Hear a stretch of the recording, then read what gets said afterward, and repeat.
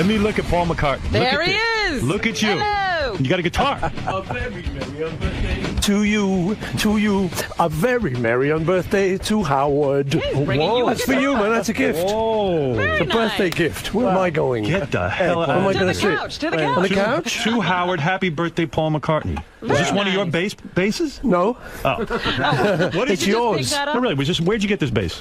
It's me and the crew here. Concocted. It's for your fourth column.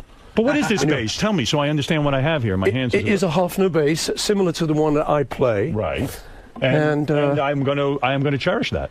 I hope Yeah, I so. recognize it. You know, I mean, I really have this unbelievable feeling about you, and I'm honored you would be here today. Yeah. And I'm so happy you're here. I even went home last night, listened to your new record. You did? Fantastic. I was playing some tracks from it this morning. I think you hit a home run with this. You're What was onto this guy? something with this music. You should keep You with think it. so? Stick with it. The guy Youth, right? That's the guy you work with. Yeah. And but the project is called what? Fire? Yeah, what we do, it started a long time ago, and we decided to kind of go under a pseudonym, me and him. He's a DJ kind of clubby kind of guy. Right. Who once did a mix for me.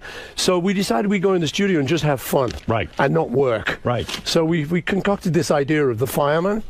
So we went in and we kind of made sort of like clubby ding-a-dong-a-ding-a-dong-a-ding-a-dong music. Right. We just made a couple of albums like that. No vocal tracks. No vocal tracks. Right. But so this time we went in, we said, let's do it again. This time we went in, he started saying to me, well, what about vocal, man?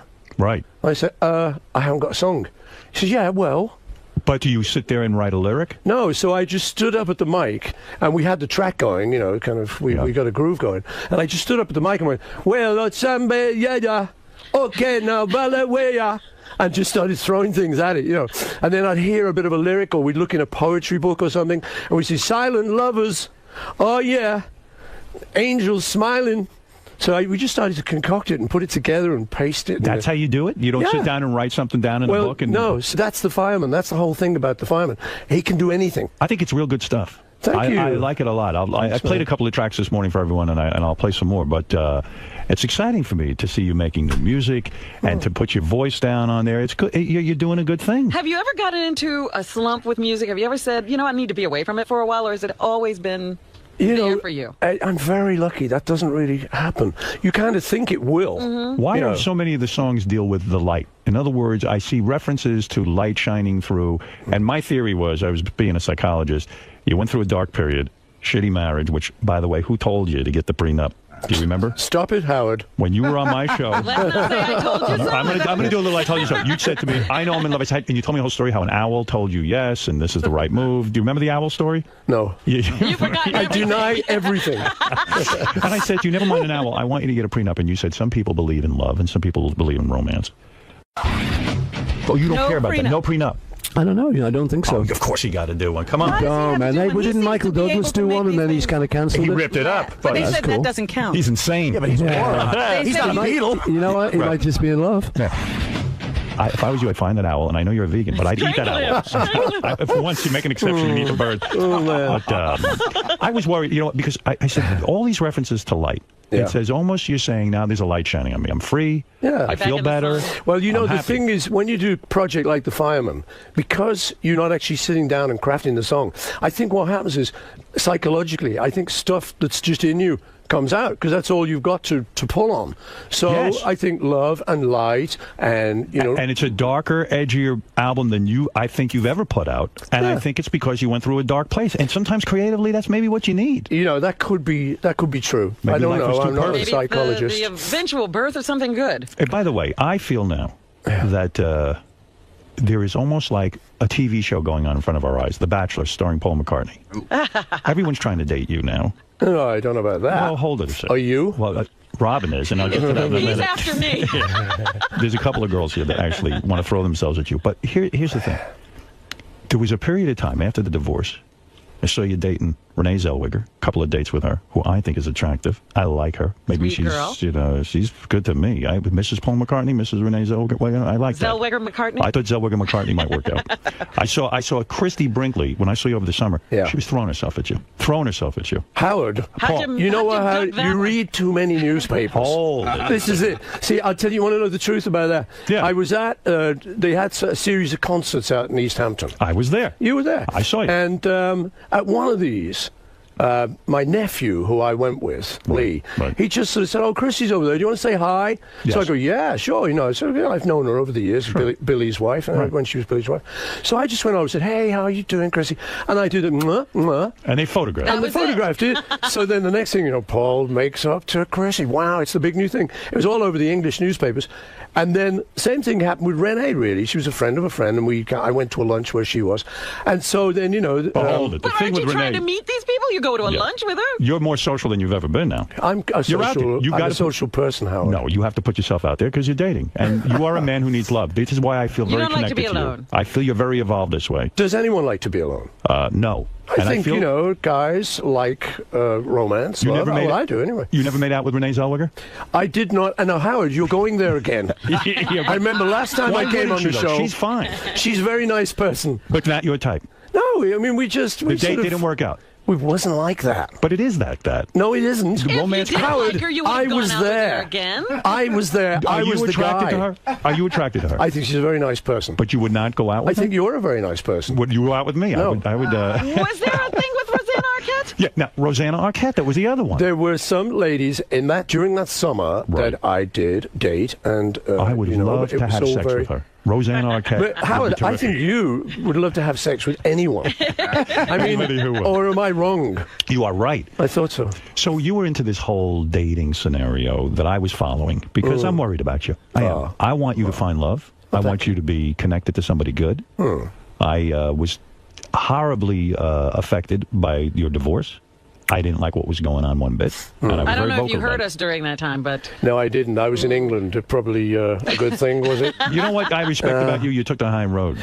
You know what, man? I mean, things don't always work out. You're and, you know that. Right. And I like the idea of trying to be kind of reasonably dignified. I don't think it helps to really go mouthing off all the time. And the other thing you got to remember, I got kids, you know. And you got a daughter with I got a little baby, yeah. And so that's very much part of the equation. So in truth, what I'm trying to say to you now is I don't really talk about that. Good for you. So should we talk about the fireman? Are you happy? Yes, I'm going to talk about the fireman. Are you happy with this new broad you're with? No. Who's that? The new woman. The rich one. I like her for you. I'll tell you why. The New Yorker. The New Yorker. I'll tell you why I like her for you. And I'll get off it. But let me tell you why I like this broad. I don't know her name. Nancy. I like her. You do know her name. I had to think about it. Why do you like her for him? Because Nancy 𝗘𝗿𝗶. She got her own You money. don't know her name? And that's a good thing. Sir Paul's got to be very, very nervous about that. Everyone knew her as You're a very Nancy. wealthy man. Everyone knew her as Nancy. Yeah, you know you already I know. Right. It's all coming They said true. her name was Miguel, but she called herself Lil. You understand what I'm saying? So my point is, this one, I don't know her from a hole in the wall. What do I know about you and your dating and whether she satisfies you sexually? I don't know.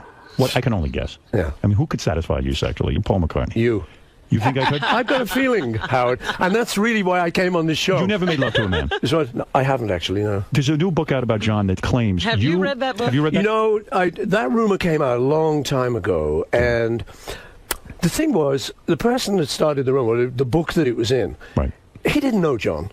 Right. And whereas I did. So I said to people, around about that time, I said, look, I was on tour with John. I grew up with John. We slept in the same bed in hotel rooms. We topped and tailed it like kids do, and you're growing up. And I said, and never once did I see any hint of that. Now, we spent drunken nights together. Right. I think there would have been a hint. Don't you? When he Here's what the somewhere. If he was gay, I think there would have just been a hint somewhere. But it was a rumor started years ago that I think it's a nice story if you can make it stick. But I don't think it's true. Here's what the book claimed. Your sexuality was so powerful over him. He was so enamored of you, so attracted to you almost, that you could have your way with him. Not sexually. Did you feel a power But in business, that you had that he was sort of at your mercy because he was so in love with you. That was the theory in the book. Well, I mean, I like that theory. Yeah. You wish that could have been true. No, man. No, not to have sex, but to be able to control him more because it would have been a little bit easier business-wise. But Howard, listen, man. Yeah. You can make up theories about anything. Do you imagine if you were gone and he was here, they'd be saying he had the power over you? I think that might be very true. I mean, we can make up anything. And that is really, particularly with the Beatles, that's what happens. They just take one tiny fragment of evidence and they blow it up into a book. even, you know. Yes. Now the thing is, I mean, let's start right here now. Why is she behind that glass? Because she's keep her away from you. Robin That's is right, so you'd be in powerfully attracted to you, No. and the power you have over her. That's true. You know what I mean? We She can is make in that love with stick. me. Make it stick. She's in love with me. Trust me. You wish. Come on. He's You already wish. started that rumor. Do you want 30? While we're talking about love for a second, Yes. before because I want to play some tracks from the record, and I'm gonna be very complimentary because you did a good job here. And when you do a good job, I'll let you know it. Thank you, All Howard. right. Now, Robin, do you want to say something to Paul about how you feel about him? Well, And, I just you wanted said to this morning simply you would say, like. Go ahead. I'm throwing my hat into the ring. you need someone to be with, and I'm here for you. And I'm a vegan, so we don't have that issue. Robin, what is going on? I think I mean, that we could I'm be thinking very- I'm just coming on a radio show, I and think this that we is could be very it's the happy dating together. game. I was I shocked. think She we could said be she very wants happy you. together. Well, I'm very low flattered. maintenance. Isn't she a Low perfect maintenance. date for the inauguration? She's Take me to the inauguration, Paul, please. Now Artie wants you too, but I'll let him tell us about that. He can have his turn later. In all seriousness, there does seem like there's a sweepstakes out there for you. It's a dating sweepstakes. And listen, and you know what I'm going to tell you? Enjoy yourself a little Just bit. imagine being an eligible bachelor. yeah. It's like your, At this time. That'd be good. it's like your daughter Stella said. Dad, be a little more selective. The kids would Did she like say me, that? Paul. Yes. The kids Did would she? like me. Kids like me. Yeah. Do they? Yes. Well, okay then. It's inauguration all the way. So No, you listen, Howard. You are bad. You know, you come on this show. You just make all this up. I love you. what have but I made you're up? bad. What have I made up? You were dating this girl. No, you made Nancy. that up. Yeah, but I mean, you know, you're But no, throwing Rob- Robin no. at me. She's- I'm throwing at you. Show Paul your breasts. Oh, stop it. I don't think he would like that. You ever dated a black woman? Ever gone interracial? Sure he has. Oh, what do you mean? How do you know? I that? know all about it. Have you dated black women? Yes, I have. You have. When was that period of time? Back in the day. Before It Linda? was in the day. It was Really? before John fell in love with me. Stop it. Too much. Yeah. All right, listen, we have to get to a lot of stuff. When you come in here, I it's guess not I'm often I being get a hold of you. rejected. Oh. I think you were just I'll rejected. live, I suppose. Robin owns 2 homes, by the way, just so you know. What do you think of that? Honestly. Right. So I now, made, you know, like I was thinking of making my pitch all this time. you got to answer some Beatle type questions before we get to That's that. okay. I like the All right, Beatles. all right. Very good band. Just tell me something about Abbey Road for 1 second, because Yeah. we were having a discussion before he came in, and everyone was throwing out questions. I had heard that Abbey Road was not supposed to be called Abbey Road. You were going to call it something like Mount Everest or something. Yeah. This is true? That is true, yeah. What is the story there? Well, you know, you're making an album, and towards the end of the album, you start thinking, well, we need a title for this. So you're looking around, you're fishing around. And the engineer, Jeff Emmerich, who is our Beatle engineer who did all the great sounds for us, was smoking cigarettes called Everest. They like a kind of menthol cigarette at the time. And we kind of looked at that and said, Everest. It's a good name. kind of, you know, it's big, it's heroic. That could be good for the album. So that was the working title. But the more we thought of it, we went, no, this is not great. And just one day we were in Abbey Road working, and I just sort of said, well, look, you know, why not Abbey Road? Because if we did that, we could just run outside. Right. There's a level crossing, as we call it out there, zebra crossing.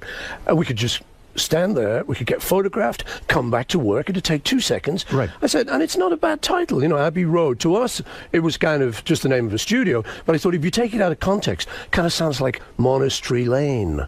Abbey Road. Isn't it weird how just a simple thought like that becomes a legend? I mean, that's like iconic now, Abbey Road. Yeah. And yet Well, it could have been called Everest. And that would have required the Beatles to fly to Mount Everest and for do a the whole cover photo shot. shoot. So in a way, it was sort of a lazy approach. It was a cheap approach. It was a cheap approach. What do you think of Ringo now coming out with the statement? He will not sign anything. Did you see peace and love, peace and love? Yeah. Have you heard that? I love him. It's the great. I think he's cool, man. I mean, you got to love Ringo. Yeah. The thing is, you know, the truth is, Ringo was always like that. Right. Really? He was the one, if fans came to his door, he'd just say, piss off. Right. And he would not have anything. He'd say, you know, this is my private life.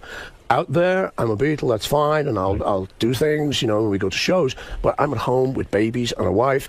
I don't want that. But it's a big statement to come out with. I know it is, all of a yeah. sudden, I will not sign anything. I said on the air, I said, listen, Ringo's not that busy. I mean, He Paul said McCartney. he was too busy. He said he was too busy. I mean, No, he's but too listen- busy. What is he busy with? That he's so busy. Now he's signing mine now. Right. I mean, I've you will sent sign him mine. things. You sign things from time to time. I I mean, just it's- signed outside the studio here, yeah. Absolutely. It's not a big deal. Ringo. No, but the thing is, listen, he has the right to do whatever he wants to do in life. You know who- And he doesn't want to do that. And I think it's very brave of Ringo. I like that about Ringo. He'd just go, you know, peace and love, I'm not going to sign.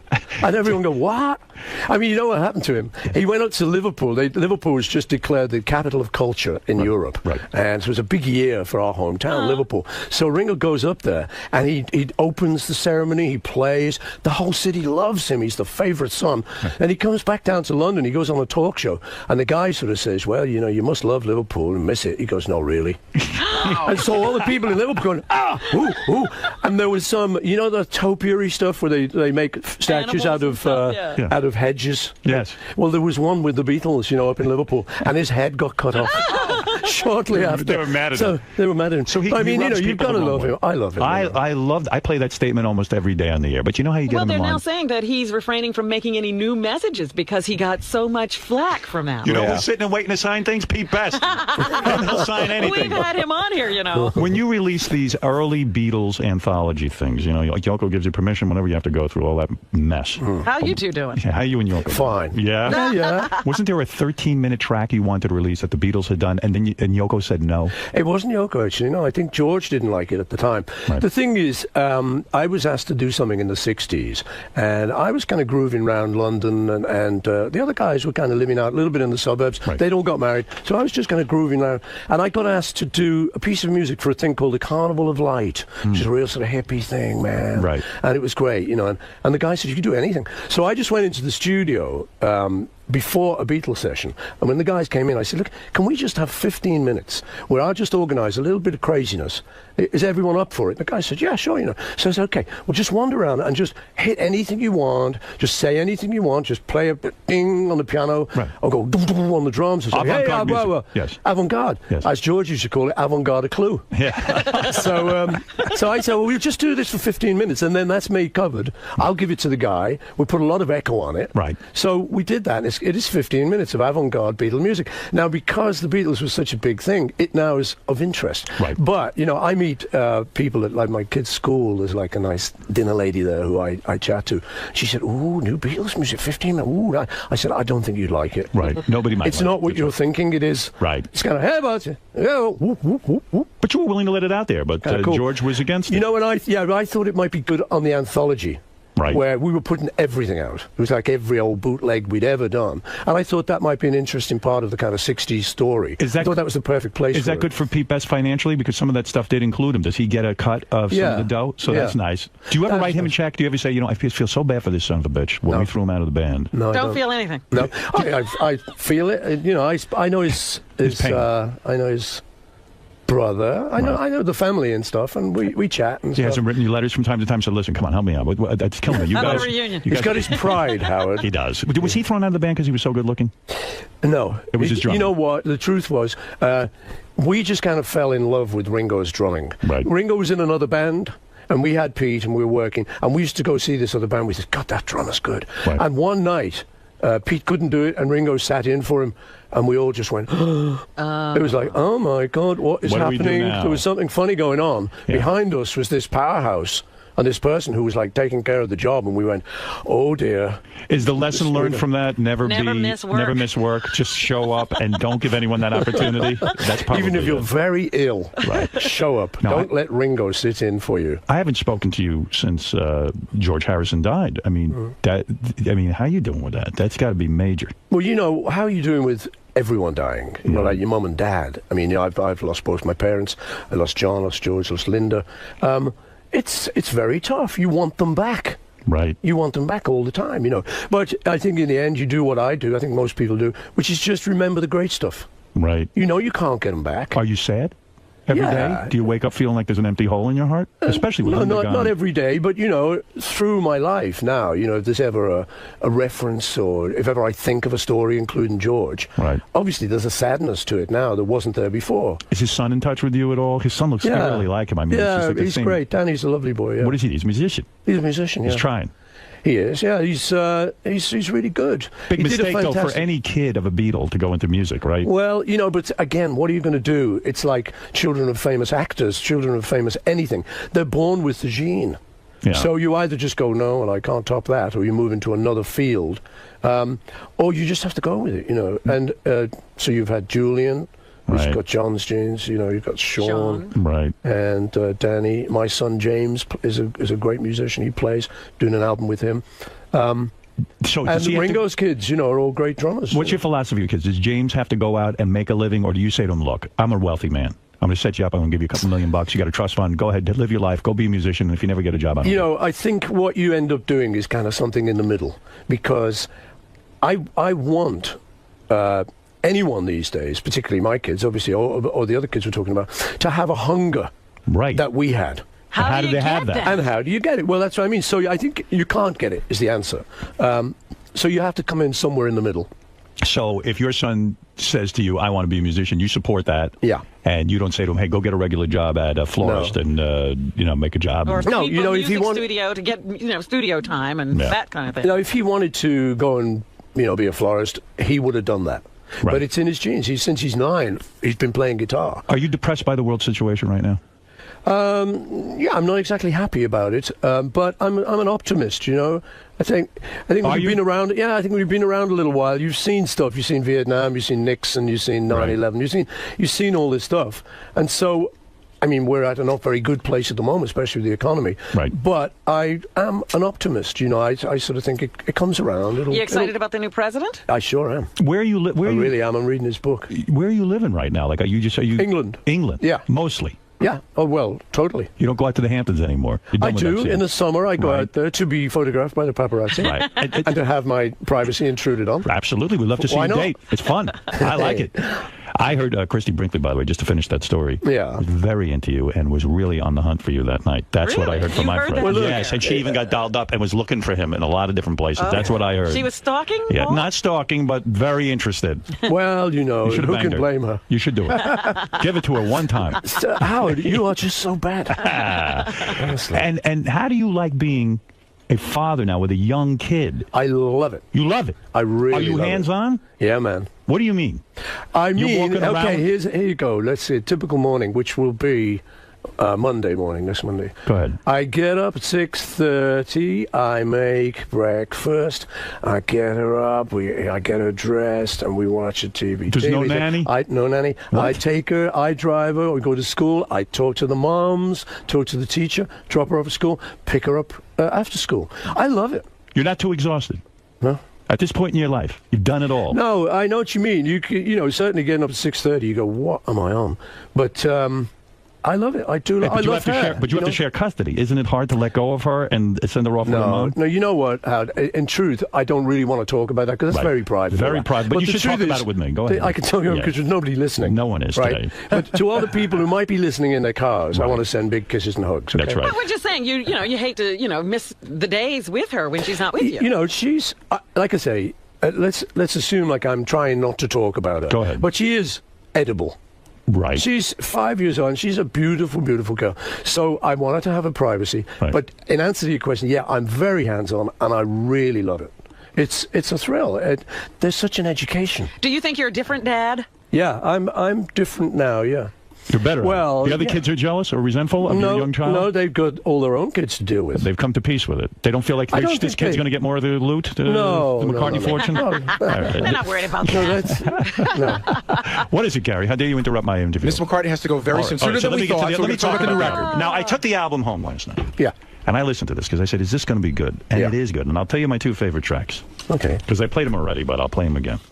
Now, I don't know if do you put out a single with a record like this? You kind of put out like a radio play single kind of thing. Yeah, but it's What's not like the single? Sing the Changes. That's number 3, I think. Yeah. Yeah, let me play a little of this. But I feel the tracks that you should go with, Yeah. the singles. And what do I know? You know what Well, I'm you saying? might know something. As you know, my favorite McCartney song is Blackbird of all time. You understand that? Oh, thank you. Well, of course. Everybody should have that as their favorite song. No, they shouldn't. They should What is have your- Maybe I'm Amazed. That is from Wings. On the cusp. On the cusp of the Yeah, okay, Wings all and right. Boots. I like the 2 tracks, Or Hey Jude. Highway There's and Hey Jude, Light too. from Your Lighthouse. I feel you really hit the nail on the head with these tracks. Oh, Well, cool. let me hear. Let's play them. What's the All right. single? All right, here's the single first, because I didn't play this Yeah. morning. I'm not saying this is a bad track. I like it. I'm into it already. Listen to wanna that dance. guitar. I love this. Now, how could they just make this up in a day? Now, by the way, that's pretty impressive. Made up in a day. You're saying there's 13 tracks on the record, and you did each one in a day? Yeah. And I want to hear one of them now. Oh, okay.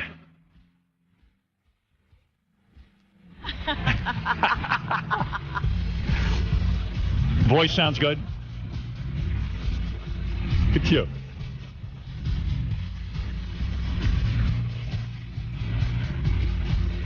You're excited about a new record.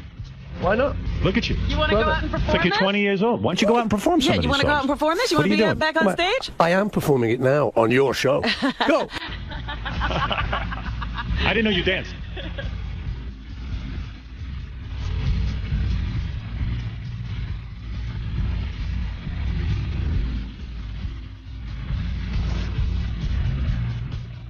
You sound good.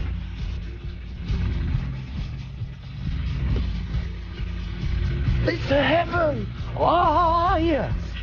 You're saying you made up the words as you went along. Yeah. Yeah, it was... Don't you have, doesn't that lead to regrets, though? I mean, don't you go, maybe I should have put more thought You know into what it's like? Improvisational theatre, improv, that I've heard about for years. You hear actors talking about it. And I always thought, I wonder what that'd be like, you know, just making it up as you go along. And this is that. Yeah, you don't want to tinker with it at all while you're listening. Well, no, because once you do it, I mean, that's it. The whole idea is that you're kind of dredging up something from your subconscious. And so then you're just going, okay, now what is this? And actually, a journalist the other day from Rolling Stone was, he read me back the lyrics to this one. Yeah. And it sounded like a poem. I'm going, wow, because I've never heard them. I just made it up. We cut it and pasted it. The producer did, and I just go, yeah, that sounds nice. It's a good record. But Here the to lyrics are actually not bad. Here to me is your best track on here. I mean, it was based on one album. Listen, you know, this is good. Very good riff here. I liked it. And I like your voice on this. Highway. Yes. All right. Running to the night and it is looking like a wreck. Got too many highlights and a bite on the neck. Looking for some pain. Come around. What's that sound?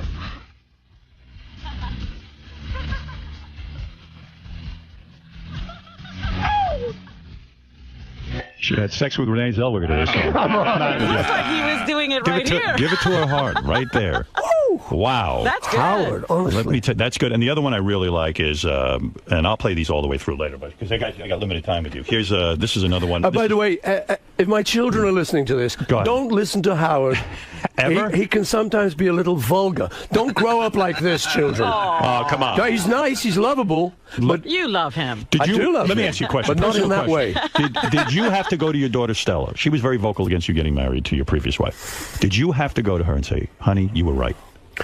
No, we don't talk about stuff like that. You don't with the kids? You just get on with it. It's okay. You got a better attitude than I do. Do you play Guitar Hero? Do you play any of these video games? No. You've seen any of these new He can movies? play I've guitar. seen them, yeah. They're doing a Beatles one. They are. Yeah. You're okay with that? Can be quite cool, yeah. Yoko said okay, and we'll do one. Yeah. I would love to We meet all these said okay. Yeah. No, it's going to be pretty cool, actually. I might learn to be a Beatle. In the office, we were talking about how, can you believe that they're still playing Beatles songs and young people are turned on to Beatles music? Oh, my kids love it. Did you ever dream in your, No, we didn't think we'd go beyond a couple of years. That was the truth, because nobody did in those crazy. days. So we just suddenly, after a couple of years, we were like, oh, we're just starting. How about my daughter just finished, she just graduated college, she just finished a college class in the Beatles. Yeah. And loved it, like her favorite thing. Wow. Like a college class. I know. It's That's amazing. insane. Isn't it? Yeah. it Paul, really you is. should let your kids grow up listening to Howard. I grew up listening to him, and look what happens. Yeah, well, see? See? Children, take a look at this guy. Paul, let me ask He's you something. lovable. Artie, this is Artie, Paul. Artie's struggling with drugs. You struggled with cocaine for a good year, right? True? And when you were with the Beatles. I didn't struggle. I never heard that. I Yes, never heard drugs yes. with him. Paul Struggle. Never heard drugs I mean, with him. He got arrested. I Well, was for a pot, young man, and that was part of the picture at that time. But I would advocate young people not to do it. I know it's that. no good, man. Yeah, but how did you get off cocaine? You were addicted. Were you? I was Yes. not addicted. No, You I were was- addicted. Why are You you were on it telling for a me? year. Honestly. Everyone knows you were addicted. Then why are you lying? You didn't know you were addicted. But You were know addicted. what? I was actually very lucky because all this stuff is, as you know, and everyone knows in the world, the kids know particularly, it's a peer group thing. Yes. Suddenly it appears and somebody's doing it, and then you go, oh, all right. And you don't have the wisdom to sort of say, no, I can stand back from this. But you tried heroin, too. No, not really. Yes. No, What I do you mean didn't. not really? No, I didn't. Well, what happened was the same person I knew who had introduced me to coke. He did heroin, and he once sort of said to me, "Do you want to try it?" Right. And I just the fear. I just said, "No, no." Like no. snorting it, right? Or not? Yeah, No needles. Yeah, no, yeah, no, but no, John no, no. and Yoko got into it. Were you? I understand they did, but that was not when I was with them, so I don't want That to was kind of not say your anything. thing. That's I don't know. Right. No, but the good thing was that I kind of got really fed up of it because you can get easily fed up of it. Yes. Because it's a kind of. Oh, really? Because I wasn't making a joke. I had read that for a year you did cocaine and you felt that you were addicted to it. No, I wasn't addicted to it. No, I sort of did it because it was like the thing everyone did, at that time. But I was very lucky because it was actually just before it broke mainstream. So for that year, I just sort of did it and then went, oh, you know what, this is a mug's game. And I stopped it. And then, like, just about everyone I knew in the world, including lawyers, bankers, businessmen, right. everybody, the straight people, suddenly started being really heavy into it. So I was very lucky. I actually got out. Good. Right there and then. And I said to kids, because a lot of people knowing, the good thing about this is you can advise kids. What I used to say to kids, I say, look, I know it's a peer pressure thing. So what I would advise you to do is you can't kind of say, oh, no, I've never tried it. Because then, the kid, oh, you've never tried it, sucker. So I said to him, no, what you do is you say, oh, no, I've been through that. I gave it up. And I go, wow, cool. Yeah, actually, that's a good point. Just bullshit them. But do you still smoke pot? Do you still smoke pot? No. You don't smoke weed? I don't do nothing like that. You still veganing up? I'm vegetarian, not vegan. Oh, why? Why? Yeah, why not vegan? You eat eggs? I like cheese and eggs? My thing about it all is kind of cruelty to animals. That was the original thing. Right. So you don't have to kill a chicken to have an egg. Why did you In fact, if you leave a chicken's egg, if the cockerel hasn't got there, she will leave it too. So that's kind of doesn't hurt anymore. A chicken really is an egg is a chicken abortion in a sense. Not true? Really. It's not how we like to think of scrambled eggs. But anyway, Howard, listen, I'm really glad you like the record Fireman. Let me ask you a question about Fireman. I'm pulling it back to the Why original. didn't you call the record McCartney record? Why Fireman? Because I felt like I kind of would have betrayed this whole idea of the Fireman. Right. If you think about it, when we made 𝗬𝗵𝗲 𝗦𝗵𝐻𝗬𝗿𝗱 Band, right. That's the Beatles hiding behind that. That was the original idea. Right. Was that we had a song, we said, let's pretend we're not the Beatles. Because we were getting a bit fed up of walking up to a mic, oh, this is a John Lennon vocal. I've got to sound like him. I've got to be like... I said, well, look, let's not do that. Let's just pretend we're in another band. You are Dirk. You are Barry. You can go up to the mic and free yourself of all of that sort of baggage. But why Fireman? You can just do that. Why the name Fireman? Fireman, I like... I work in the woods sometimes. Maybe it's a little hobby of mine. I make trails. Walk in the woods? I make trails in the woods with my chainsaw. That's what you're busy with? It's a balancing thing. So consequently, you make fires out in the woods, so I like that. My dad was also a fireman. So you identify with fireman. That's that image. All right, listen. And plus putting on the concert for 9/11, the fireman. Next time, if you ever come here again, I want to talk to you about coffee enemas, which Robin receives. I want to know if you're into that at all. That's right. Robin is into that. I may never be back, Howard. You'll come back. I'll see you again. You don't want to ever have Paul, that I'm getting the high sign, but I'm going to leave everyone with a song that I think is one of the best tracks on the Fireman Let's record. do it. I'm going to play it right now. Howard, thank you for having me. Robin, thank you for proposing to me. I love you. I never have enough time with you. I would like to... You see this movie, Frost Nixon? I need you to give me 18 hours. Yeah, okay. We'll sit down, we'll videotape, and it'll be your complete life. I will go through everything. It would be great. Robin suggested I do this after she has sex with you.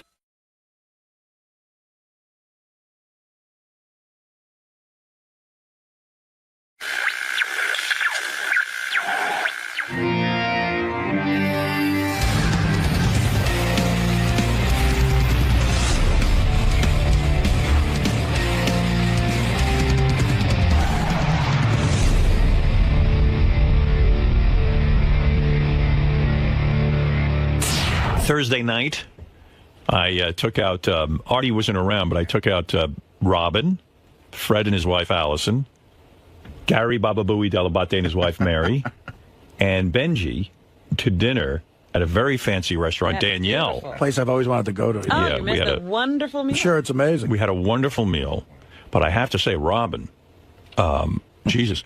So anyway, we're having dinner. What did I do? I'm gonna give it to you a little bit. It was a tease. No, well, I will comment on the entire dinner, and we had a great night. Don't let this. Raspberry on you. Yeah, but anyway, so we go to dinner. And Benjy, you're not going to comment on Robin. Robin, well, Benjy, I got plenty to say. But you're taking top billing this today. I can't even imagine. What did I do, Fred? I'm going to tell you. I'm going to guess it's about your veganism. Somehow. Although I told her I want. Let me just tell the story. I really wanted her to drop the veganism for the night, but she wouldn't do it. She's very good to it. Anyway, we had a great time. So, Robin is a wine expert. Right. And I said to her, listen, Robin, I'm going to give you the wine menu. Pick out a wine for us to drink. And Robin picked out a beautiful wine. They served it. It was delicious. And the waiter comes over to me, would you like to continue with this wine? I said, sure, if Robin picked it, that's what she wants, that's what we'll have. Well, that's why I sent him over to you. I said, you ask Mr. Stern if he wants to continue. Yeah, sure. With this. I mean, absolutely. It was delicious. So we're getting toward the end of the meal. The waiter comes over, and he hands everybody at the table an envelope. I open up the envelope, and it's the actual label to the bottle of wine to show you what you have. I've been to Danielle a couple of times. They never do that. I said, uh-oh. What the fuck is going on here? Why are they giving me the... Maybe because they know this is my crew and this is important to me. Well, the bill comes. Gary was looking over my shoulder. Now, he just told me this. He didn't say anything to me that night. Uh-oh. Robin ordered a wine. Now, Robin, let me explain something to you. Because sometimes, I don't know where you grew up, but actually I did. Here we go. You know where I grew up. When someone says to you, order a bottle of wine, listen to me. So you know this for the future. I'm all right with it. I'm fine with it. I know what you're going to say. You say to yourself, okay, what am I going to order here? I have never ordered... Let me tell you about the wine list. Now, he didn't look at the wine list. I've been there a million times. I know the wine list. There were bottles of wine there that were $1,200. All right. Were there bottles that are $100 or $200? I was looking in the French section, so I don't know. Okay. So listen to this. Listen to this. I get the bill. Yeah. It took my breath away. I was ordering one bottle of wine. He kept them coming. Listen, wait, let me finish. Let me finish, because I'm going to teach you something. I know you know everything, but let me teach you one thing if I can. And this will stick with you, even if you fight me on the air about it. So, I get the bill. And now, I went like this. like my breath. No, you did not. Yeah, I went like this. I was there. I did. Gary saw it. You must have had. You must have needed a burp or And something. Beth made a comment. She even joked about that the first time they went out, Howard looks at the bill and he makes that face, but except this time he wasn't kidding. Let me tell you something. So I had to add it up. Each bottle of wine was $800. 7. No, I guess taxes. How many did you have? Well, 3 bottles. And this shithead Benjy, they serve him wine. What happened? He doesn't even drink it. Yeah. You know what they do? They give everybody wine. If you're not going to drink wine, don't ask for wine. In other words, say to the waiter, Benjy, I don't drink. You got to be specific with that, too, because they'll keep it coming. That's a good point. You don't know. First of all, your manners are ridiculous, but I'm going to tell you about Benjy. Robin's in trouble, but you're in real big trouble. So anyway... It was good wine. Let me ask you this. First, when you are invited to, I remember a story. Tom Chiasano took a client out to a lunch or a dinner and said, order a bottle of wine. Right. The client ordered a $600 bottle of wine. He came back, he goes, that motherfucker. If I wasn't paying for it, you think he'd ever order a $600 bottle of wine? Now, I've never ordered an $800 bottle of wine in my life. It must have been good. Well, I would say to you, if I was doing that, I would have ordered that wine. You are insane. Okay. You're a high roller. It's one night. No. Now, Not every night. Let me ask you So something. the wine bill alone was over $2,400. Oh, man. Wow. Whoa. I didn't tell them to keep bringing it. Well, listen, I said to myself, Robin knows. I figure Robin will go order a $200 bottle of wine. You should have ordered yourself. Don't ever ask me to order. Oh, did I learn my lesson with you? I will do what I would do. Oh, my God. Wow. And I even said that to Beth. I said, Robin would have ordered that if we were out to dinner. I would have. I said, but I've done it before for you. I said, she's filing for bankruptcy next week. Now, let me ask you something. The waiter at a place like that. The waiter... Because the waiter comes over to me, and I should have figured it out. He said to me, do you want to continue with the wine? But they always ask you that. And I said, sure. I said, whatever Robin ordered. But a waiter at a place like that, he knows you're a regular, this guy? Yeah. Have you seen him before? Do you think it's proper for him to say to you, sir, this is more... No, it would be embarrassing. It's embarrassing, right? So he heard me say to Robin, order the wine. Right. Robin should look out for me, but she didn't. So when he came over and said, should I bring that again? He came over to me. I said, you have to discuss that with Mr. Stern. But he didn't discuss it with me. You should have said, Howard, it's $800 a bottle. Oh, but that's interesting. I mean, but Robin did say that probably in wanting the guy to say, no, but... I wanted him to. I was all right with it. That's the reason I sent him over there. I didn't obsess on it all week, and I said to Beth, listen, Robin's a high roller. Oh, here we go. What are you saying, Fred? Do you think... I'm flabbergasted. I don't think I've ever had a $700 bottle. No, this was $800. $800. Well, that must have been tax. I knew things were a little pricey because I ordered a scotch there before you guys got there.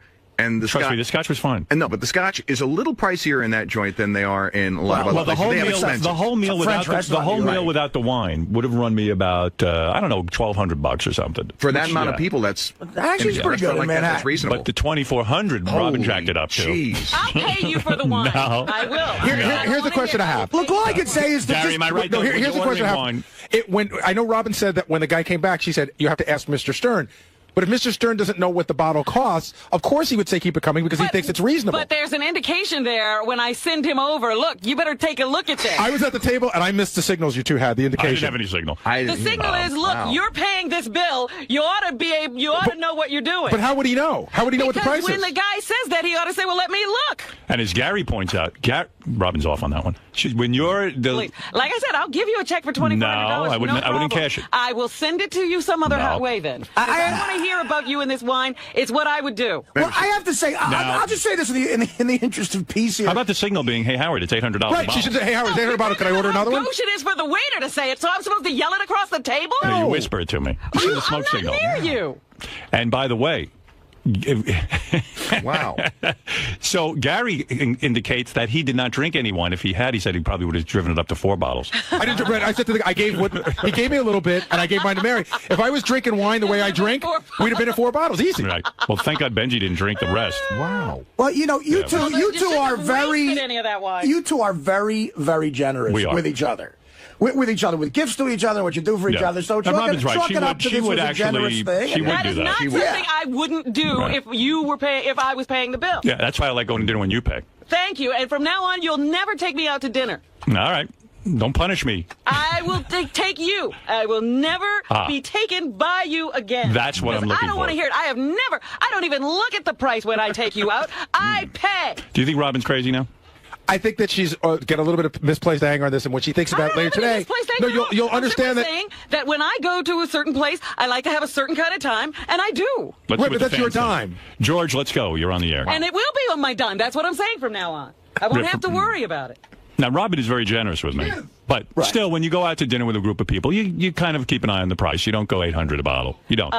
You don't. I'm just telling you for the future. You didn't go $800 a bottle. You just paid for dinner. I'm paying for the wine. Yeah, I would never accept it. I will give it to you, and you're going to take it. You spent thousands of dollars on me. I'm going to give it to you, and you're going to take it. I'm just telling you for the future. I'm going to give it to you, and you are going to take it. Yeah, I get taken out to restaurants in Manhattan all the time. Right.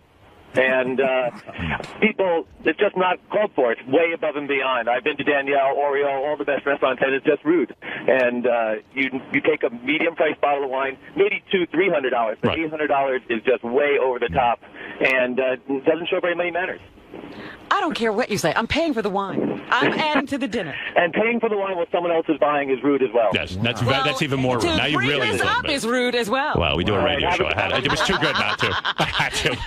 To bring this up is very rude. It is. You just don't take me out to dinner ever again, or ask me to buy a bottle of wine. Don't be silly. I think Robin might be catching some unnecessary shit here, but I think it's a lack of communication. I think what I would have done is maybe gone over to you and say, look, I know wine, and how maybe have a conversation. Howard, are you comfortable with this? Look, we can have a great bottle. It's an $800 bottle of wine. We can enjoy one of them, and then maybe you choose another wine afterwards. How are you comfortable with this? You've shown it to me. Across the room from him. I know. I know. Me in this position. I wouldn't do that across the room. I would say, look, we could experience this, and then maybe go to something later. Well, that's why I was trying to send the guy there to say, no, just tell him to pick another bottle of wine.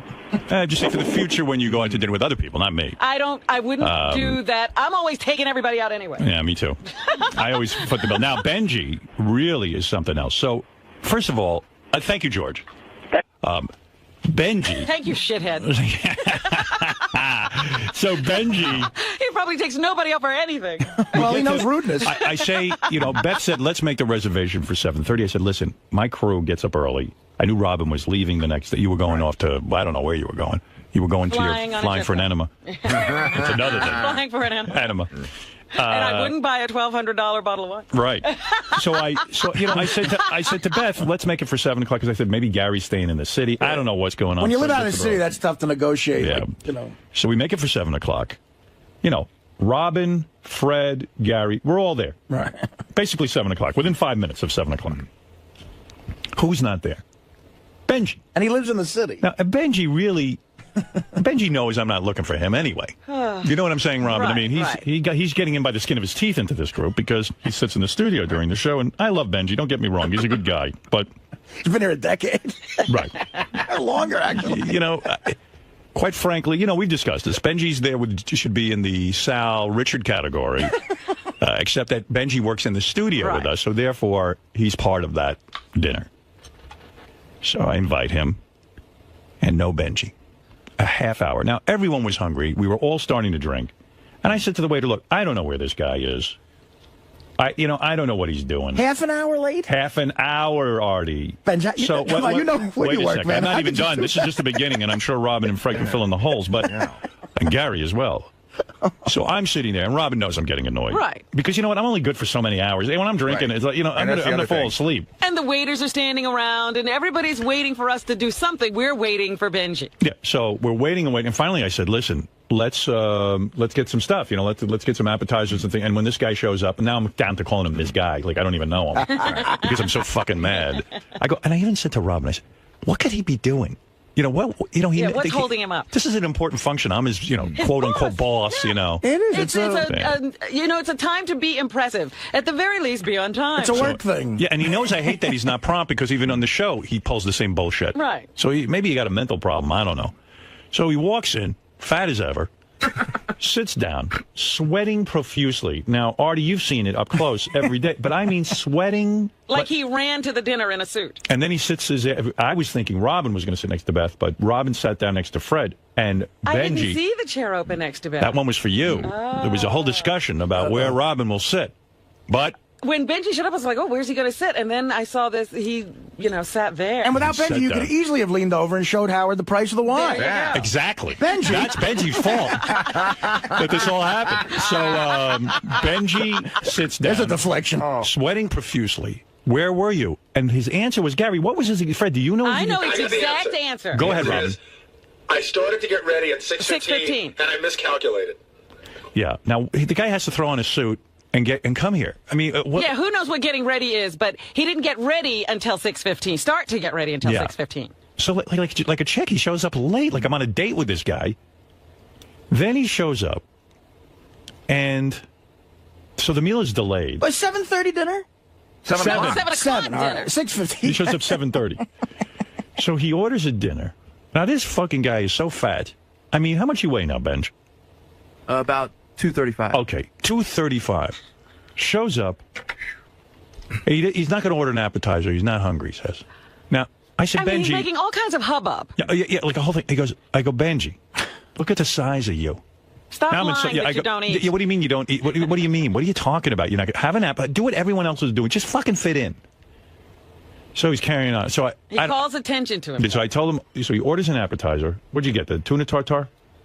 Yeah. Okay. I remember, I was more obsessed with, I don't know what I ate, but I know what this fuck ate. And he orders tuna tartare, which he barely touches. And by the way, the other time I took him to dinner was Nobu, and he wouldn't eat any fish. Okay, so now he's ordering tuna tartare. So now at the table, he orders fish, tuna tartare, and he orders a trout or something. I don't know what he ordered. A bass, some bullshit. It was a bad choice of fish. And then all of a sudden he goes, I love fish. I love fish. I love it. And I'm remembering it. No, but he didn't love it. Now, this place has meat. This place has everything. They'll serve you a fucking duck and a pig and a chicken. They'll serve you game. They'll serve you anything you want. They'll kill a lion for you and cook it. I love fish. All right. You don't love fish. You don't eat fish. At Nobu, you wouldn't eat fish. That's the greatest fish place in the country. That's not true. I ordered a fish at Nobu. I had salmon at Nobu. Okay. All right. So he goes, I love fish. I love fish. No, because you were yelling at me that I wasn't eating. I said, this is So great. we start eating dinner. Everyone's done with dinner. Benji's whole plate of fish is still there. completely there. No. So I go, Benjy, what's the matter? Don't you like it? I love fish. I love fish. The waiter comes over, he says, can I clear the table? Benjy goes, no, I'm still eating mine. Now, Howard, can I just give you a timeline on that? Yeah. So, Artie, you've been at dinner with Howard. You know, Howard likes to move things along. So Howard claps his hands and says, let's order dessert, which is the signal to let's clear the table. Benjy hasn't eaten anything yet. When the waiter comes, he says, can I take your plate? Benji's in the middle of the story. He goes, no, I'm going to wait. So now Howard's dying to move it along and have dessert, and Benji's talking and not eat it. Like Benjy can't read a signal. Why is Benjy he cannot not eating? read. He can. Why is he not eating? He can't. He can't read the signal that everyone's exhausted. Howard, I like you. Yeah. But I don't give that much of a fuck. Yeah. Well, you know what though? Honestly, Benjy, if you're going to get ahead in life, you got to read signals at a table. You're there with a bunch of coworkers, and you're sitting there. You're not eating. You never eat your fish. We waited 10 more. We waited 10 more minutes. I didn't want to order an appetizer because I didn't. Benjy, we all were done, and then you said you told the waiter to hold off on desserts for 10 minutes. I didn't tell him to hold off. Yeah, you said I'm still eating. That means they're not going to order dessert, and you didn't eat the rest of your fish. You fucking sat there with it. Fucking return the fish. You are bullshit. Gary was going insane too, and I'm not the only one. And believe me, Robin hates you. She just I won't didn't say even it. know why he was there. Oh, Benji knows that. I just. He's just annoying. Gary, help me out here. Will you explain the No, word? seriously, here's what happened. Just give me 2 seconds. No. Give me 2 seconds, and then you can talk. Give me 2 seconds. Funny. Go, Gary. Dude, you gotta learn not to give so much a fuck. Just sit down, have a nice time. But it's his dinner. You didn't give a fuck that you're a half hour late and you're Yes, I sweating did. all over the goddamn table? What's with you? What are you sweating from? I have another. Wasn't it like 17 degrees that night? Yeah. I mean, it was pretty chilly. Yeah, it's hard to work up a sweat. I'm sorry, Benji. The world doesn't revolve around you. The dinner was for 7 o'clock. To say you can't come. I sweated to piss you off. Why did you show up at 7:30?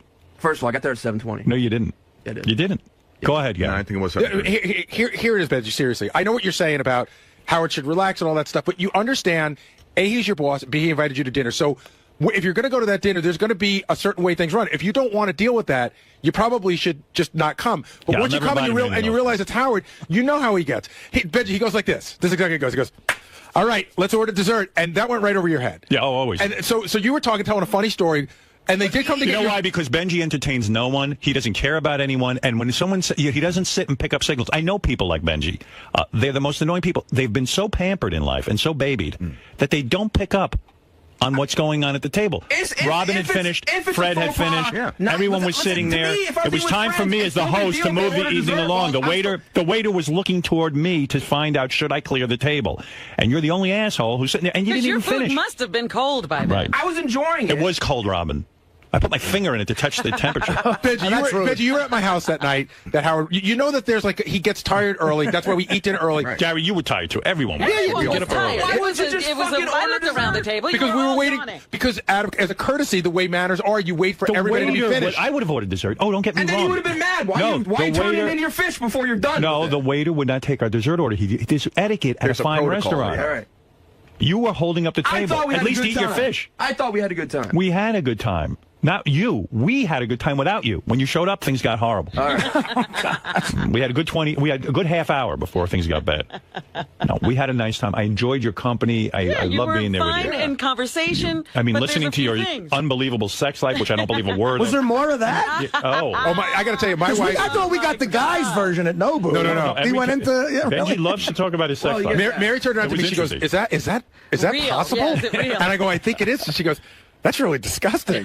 She likes your bed, but she was sort of creeped out. Benji's up to like really dangerous behavior. this is Like a long time Benji's going to get killed. Yeah, he's the female version of looking for Mr. Goodbar. Like Benji, one story about his sex life is he goes on these, Craigslist or whatever they are, and he, some guy invites him to his hotel room to fuck some girls in front of him. In front of him. And like he's going into strange hotels. Right. He doesn't know who these people are. Yeah. He's in a strange location and nobody knows he's there. And when he shows up, doesn't the guy go, "I don't want to watch you fuck anybody," and the girls don't want to fuck you? That guy must really be. I said, Wait, did that Benji, really happen? Yes, and I said, "Benji, aren't you worried?" And he goes, "Yeah." But did you fuck a girl in front of a guy? Yeah. Wow, that. And he said the girls were A like stranger, or a stranger at a hotel. they were models, right? He didn't come on my chest or anything, but yeah. Were they models? They looked like it. Yeah. I don't know if they were. Yeah, he describes the scene. But meanwhile, would you go Models. to This was somebody? a long time ago. I'm dating What'd he regular say? chicks now and dating regularly. Oh, they must be Wrigley? delighted. Well, anyway, so Gary. And that guy, and I won't say, but he is famous. And that guy, if you want to, I would reveal. Don't do that. No, don't me What, a the favor. guy I who know. watched Really, you? that night at Quiet. the Total dinner. coincidence. Stop. Yeah, no, He I don't doesn't know want who I am. He doesn't know I know him. I don't want to. Oh, I think I know who he is, actually. No, you don't. I think you told me. No, I didn't. Okay. Was it Sam Ben Ruby? No. All right. Anyway, so Now, Sam would know Benji. right, Sam would throw Benji out. I got to That's tell you. Benji. I got to tell you. This Benji's such a character. Right, isn't he? I love him. I don't want to be too harsh, but he was. Actually, that guy scares me. If he knows, I would never reveal. But understand something, Benji. Yeah. You're going to go out with people in the future. Forget about me. I understand you're trying to be You eccentric. think he's going to go out with people in the future? I don't know. I said that to make him feel better.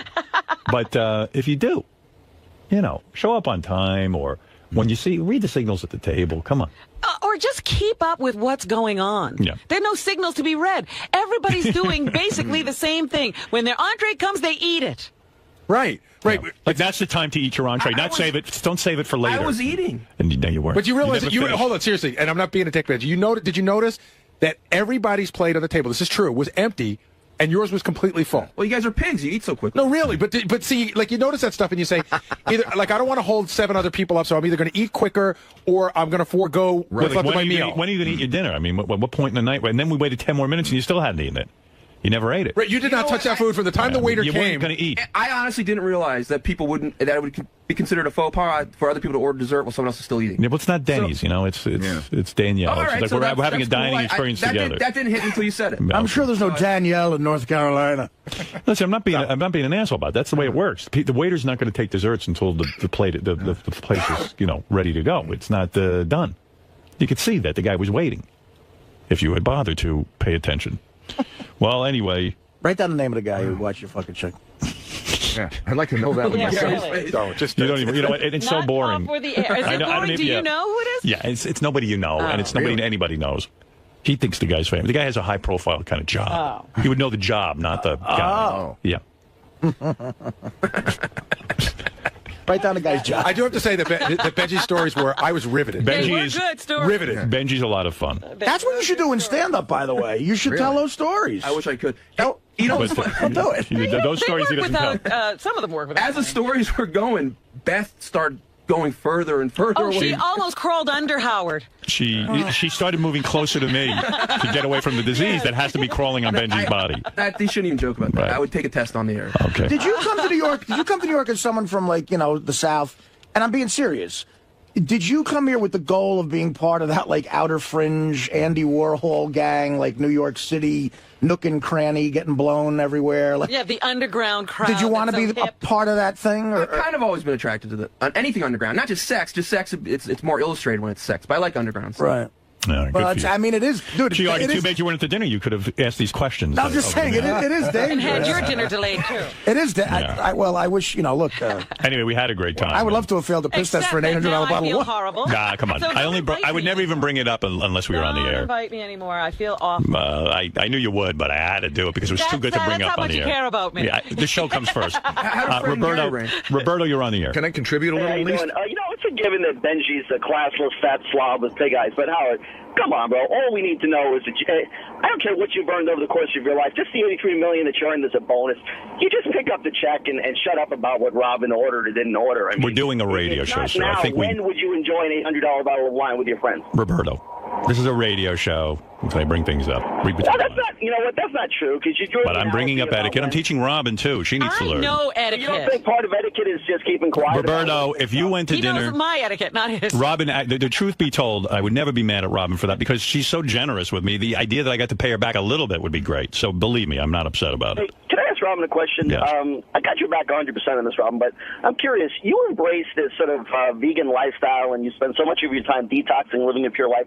Why do you continue to consume alcohol? Yeah, which the that's a human good question. body I don't just drink isn't often, amazing? but I do like a glass of wine every now and then. You just can't get that out of your life. You can't. I certainly. I'm not addicted to wine. I'm not arty. But I feel if I'm you're not addicted to wine either. you're detoxing and you're taking enemas and colonics. I'm not. Howard, I Robin's was an addict. going to get on a detox regimen when we were leaving, so this was my farewell to food. I agree with Roberto. I think wine and all alcohol should be cut out of Well, your life. again, my nutritionist says wine is okay.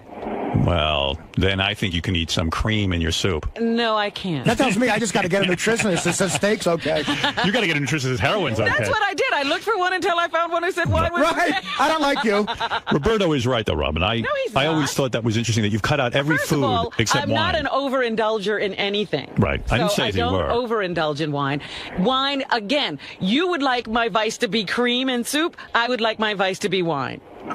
But you aspire to one day rid yourself of this need to drink wine. I don't have a need to drink wine. I like wine. I think you can't let go of the pretension of ordering $800 bottles of wine. That's what I think you can't let go. As an expert, I'll tell you what, the wine people at Danielle were impressed enough to give me the label. I mean, my God. What do they steam that off? Yeah. Yeah, they must have been back wow. there steaming. Hey, can I have that? You know, I when I looked at the price, I was so shocked I forgot to take my label with me. Because someone asked me, said, "Well, what was this wine you drank?" I said, "I was listen, I almost passed out at the table, so I forgot to bring the name." Woozy and left your. Let me ask you this. What was the name of this wine? It was a Dujac wine. I'd have to look at the label too because they make a number of different wines. A Dujac. You didn't say that. please. You underpaid. I got it cheap. Yeah. What do you think the restaurant pays for that bottle of wine? I've heard they mark it up 3 times. 300%. Yeah. Wow. Yeah, That's so how they make their money. They probably get it for $250. Let me ask you something, Howard, about something that if you thought about with retiring. Say you didn't have the radio show and this happens. Would you just harbor resentment for Robin forever? No, in fact, that would fester. It's not as funny to say this, but the fact of the matter is I was kind of glad Robin did that because Robin's very generous with everyone on the show, and in order to pay her back, no, you're not. I'm using that as an example in your life. I mean, there seems to be a lot of things getting to know you that you get out on the air that seems almost therapeutic to you. Do you think that would be a problem for you without the radio show? No. You're just going to stop seeing people. Because no one will see me again, and poor Beth will see me. Trust me. No, Robin I will see for life. And right, I'm sure you and Fred, but not Benjy. I mean, once I retire, I will never see Benjy again, I'm sure of that. Benjy, when's the last time you did that? You went to a weird sex situation, be honest. Like you went to an apartment from that bullshit. It's happening all the time. Well, he claims he's not doing that anymore. He is, though. Howard, what is that all about? I mean, I'm dating regular chicks. No, but I mean that whole, like, dangerous, like... What is it about? What is it about? You're looking at a guy who can't get laid, so the only way he's going to get laid is through some freaky scene. I think he actually can get laid, but I mean the whole has to be like almost like on a tightrope with almost like with a gun to your head. Listen, what normal person who values their life? You know, when Artie does heroin, I go, I love Artie, and he seems like such a normal guy, but then he's risking his health and his life. That seems more normal to me. Well, you're getting It's more normal. None of it is normal. Well, it's more normal to me than what Benjy puts himself. He goes to a room where some guy says, "Come in and fuck some girls." It sounds to me like either you're going to get knifed. He was even in one. He explained where it could have been like one of those rape fantasy kind of things. Right. You know, that's crazy because you don't know how you're getting there. You don't know if this woman is participating in this. Well, he gets a rush out of that. You don't know what Robin's saying is, how do you know those girls weren't given roofies? Yeah. And, and then they're going to accuse you of raping them. You know, he may not have AIDS, but he definitely has genital warts. Fuck you, dude. Dude, why don't you come down here and I'll come down here and we'll do a doctor's test. Do you want me to examine your penis right now? He's the fattest AIDS patient ever. Why do you want to see his penis? I don't, Robin, but I will look for genital warts. We've all seen it, unfortunately. I mean, so you get a rush out of that more than sexual? You like the danger of it? No. You understand. You know I like you. You know you're putting your life at risk. I am dating regular chicks now in a regular way. The problem is... Do you know that there's something wrong with you? That you would go to a room where a guy just says, come over?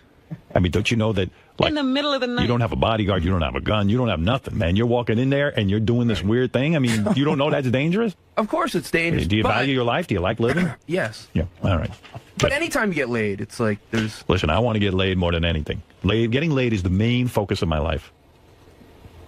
You know what I mean? It's the primary focus of my life for many, many reasons. Being inside a woman's not enough for me. You know what I mean? I wish I could go inside of you and then come out through your mouth. But you crawl all the way up. Right. You were exactly right when you said, I don't get off at all on some dude being there. I'll take the opportunity. No, that's the dude that's going to take a gun and shoot you in the head and rob you. Or stab you. Yeah. Lucky for you, you don't have any money. Did you ever see the movie Looking for Mr. Goodbar? You should rent it. Yeah, it was about a hot chick who gets killed. You, on the other hand, are going to get killed and you're not even a hot chick. Right. Some people have that need I worry about you. I do. Action, but he's not a gambler. You're not thinking. No, he's gambling with sex. Right. But it's more of a sexual thing. Like at the end of the movie, the Gambler with James Caan, he wins his bet and he needs more danger in his life. So he goes to like a drug den and tries to get into a knife fight with a big bouncer. Like he needs that action. Yeah, but it's the same as Looking for Mr. Goodbar. She finally winds up with a guy who's mental and clubs her to death. Right. But it's sexual. It's not like a gambling thing. But Benjy's is sexual. You know, like she didn't know who she was taking home either. See, I don't know. I bet you can turn that off then. Like if you can't turn it off, I'll tell you what. Benjy, this isn't about sex. Benjy's lonely. No, I'm not. No, you're lonely. I have lots of friends. I'm lonely. I would never do that. Listen, I love sex. And it is hard because anytime you're home, you could just go out and get laid. Wouldn't it be safer than to go to a stranger's house? At least go to a well-known high-end prostitute where at least you could... I know it sounds crazy, but then it doesn't feel like I don't get off on that. Because see, that's the danger. I don't feel like I'm earning it. Oh, okay. Benjy said something to me once. I don't think he's going to care about this, but we were in... I mean, it was something that it kind of creeped me out, but it didn't. And it goes along the lines of this. Maybe you remember this. The last time we took the show to Vegas, we landed on a private jet, and it happened to be the day of rehab at the Hard Rock with all the strippers. And... They got us an area, and it was me, and I was talking to this smoking hot blonde was talking to me. And she knew the show, and she was clearly, like, hitting on me, you know. Right. And I was sort of like, drinking with her and everything. Then she said to me, he goes, don't you? Isn't it like a turn on to? Do you think like you could just be fucking this chick in like 5 seconds up in your room? And I'm like, I don't know. Maybe if I, later on or something. He goes, but aren't you? Isn't that fucking amazing that you could just fuck her right now? And I'm like, he was getting too into the question. Yeah. And I was like, I don't know. That's what was going on in his head. Yeah, I was starting to think like, what do you want to do? Well, anyway, that was our dinner. Do you remember that? That's the creepy moment. No, but because it was like you were.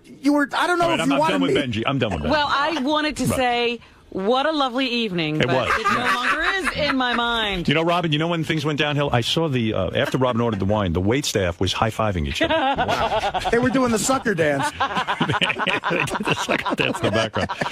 All right. But I thought I'd had a good time. I now realize I didn't. You did not have a good time. I did not have I will always remember that night. That's the most expensive booze you ever had. I've Yeah, ever me consumed. too. Well, I never had the most. Me too. The most expensive wine I ever had was maybe half that price. Howard, This do was you? the I never first even for had me. anything half that much. Do you think? Because I'm going to ask Robin this too. Well, but- again, if they're marking things up Maybe it 3 was. times, you're drinking the wine I brought you. Was really is a more $250. Well, you're not- $250. No, You're no, not getting no. that I'm wine at saying Costco. it was retail wine. Right. The wine I bought you for a present, each bottle is more expensive than the wine you drank. By the way, did you hear Gary going off on you on the wrap-up show? Oh, my God. Did What you is hear that that? all about? Did you hear it? Now what? Oh my God! Hey Howard, real quick before we end this, do I'm you? now giving up wine because it causes You too much trouble. you with wine. You got to hear Gary from the wrap-up. But Dominic, what did you want to say real quick? How do you know that Benjy's really doing all this? Because I don't. think about this for one moment. I believe him. No, Well, everyone at that table, he was shocking some women that would never ever think of this type of behavior, would find it disgusting, and for a moment he makes himself the most important person at the table. Mary, certainly, Robin, Right.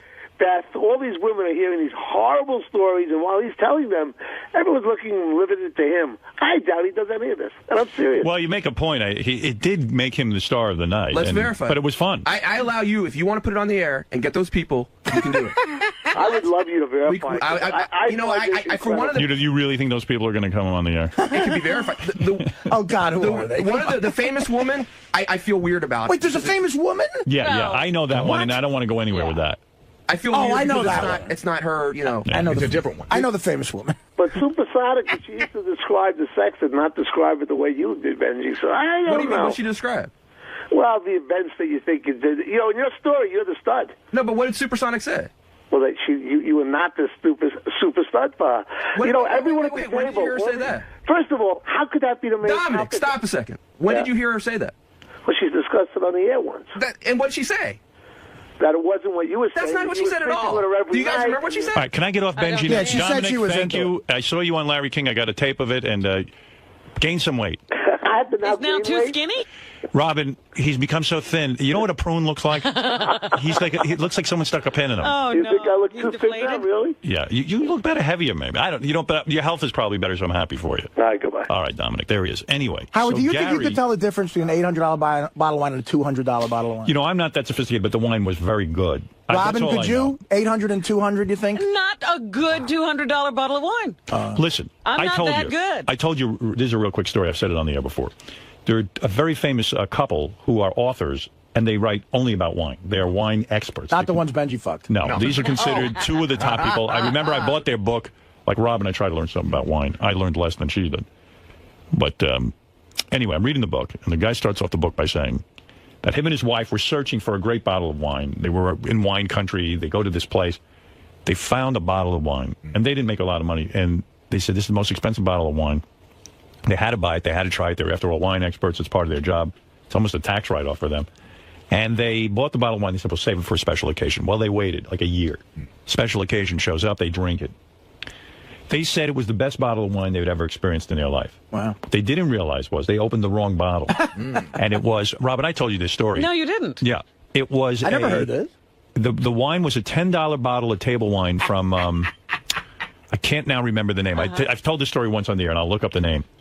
I went out and bought the $10 bottle of wine because they said, we were fooled. We are wine experts. We spent our lives on this. And to show you how sometimes this can all be bullshit, we thought this $10 bottle of wine was the best wine we'd ever had. We have to be honest about it. Nothing is bullshit. Right. It's all, who knows what the value of any bottle of wine is. Right. It's what people can get for it based on their marketing and distribution and, the value of their name. Anyway, so Gary gave it to you on the wrap-up show. This is another wine thing that's gotten you in trouble. Jeez. Here's Robin getting blasted I mean, wow. Why do I even bother to try? All right, here you go. This is really Robin. Just because we both got you wine for your birthday? Is this Listen to what Gary says. And by the way, I had heard this rap off there. He'd come to me about this. Really? And I didn't know he was going to go on the air with it. I don't know what's going on around here. I was really angry in the office this morning. And this is totally real.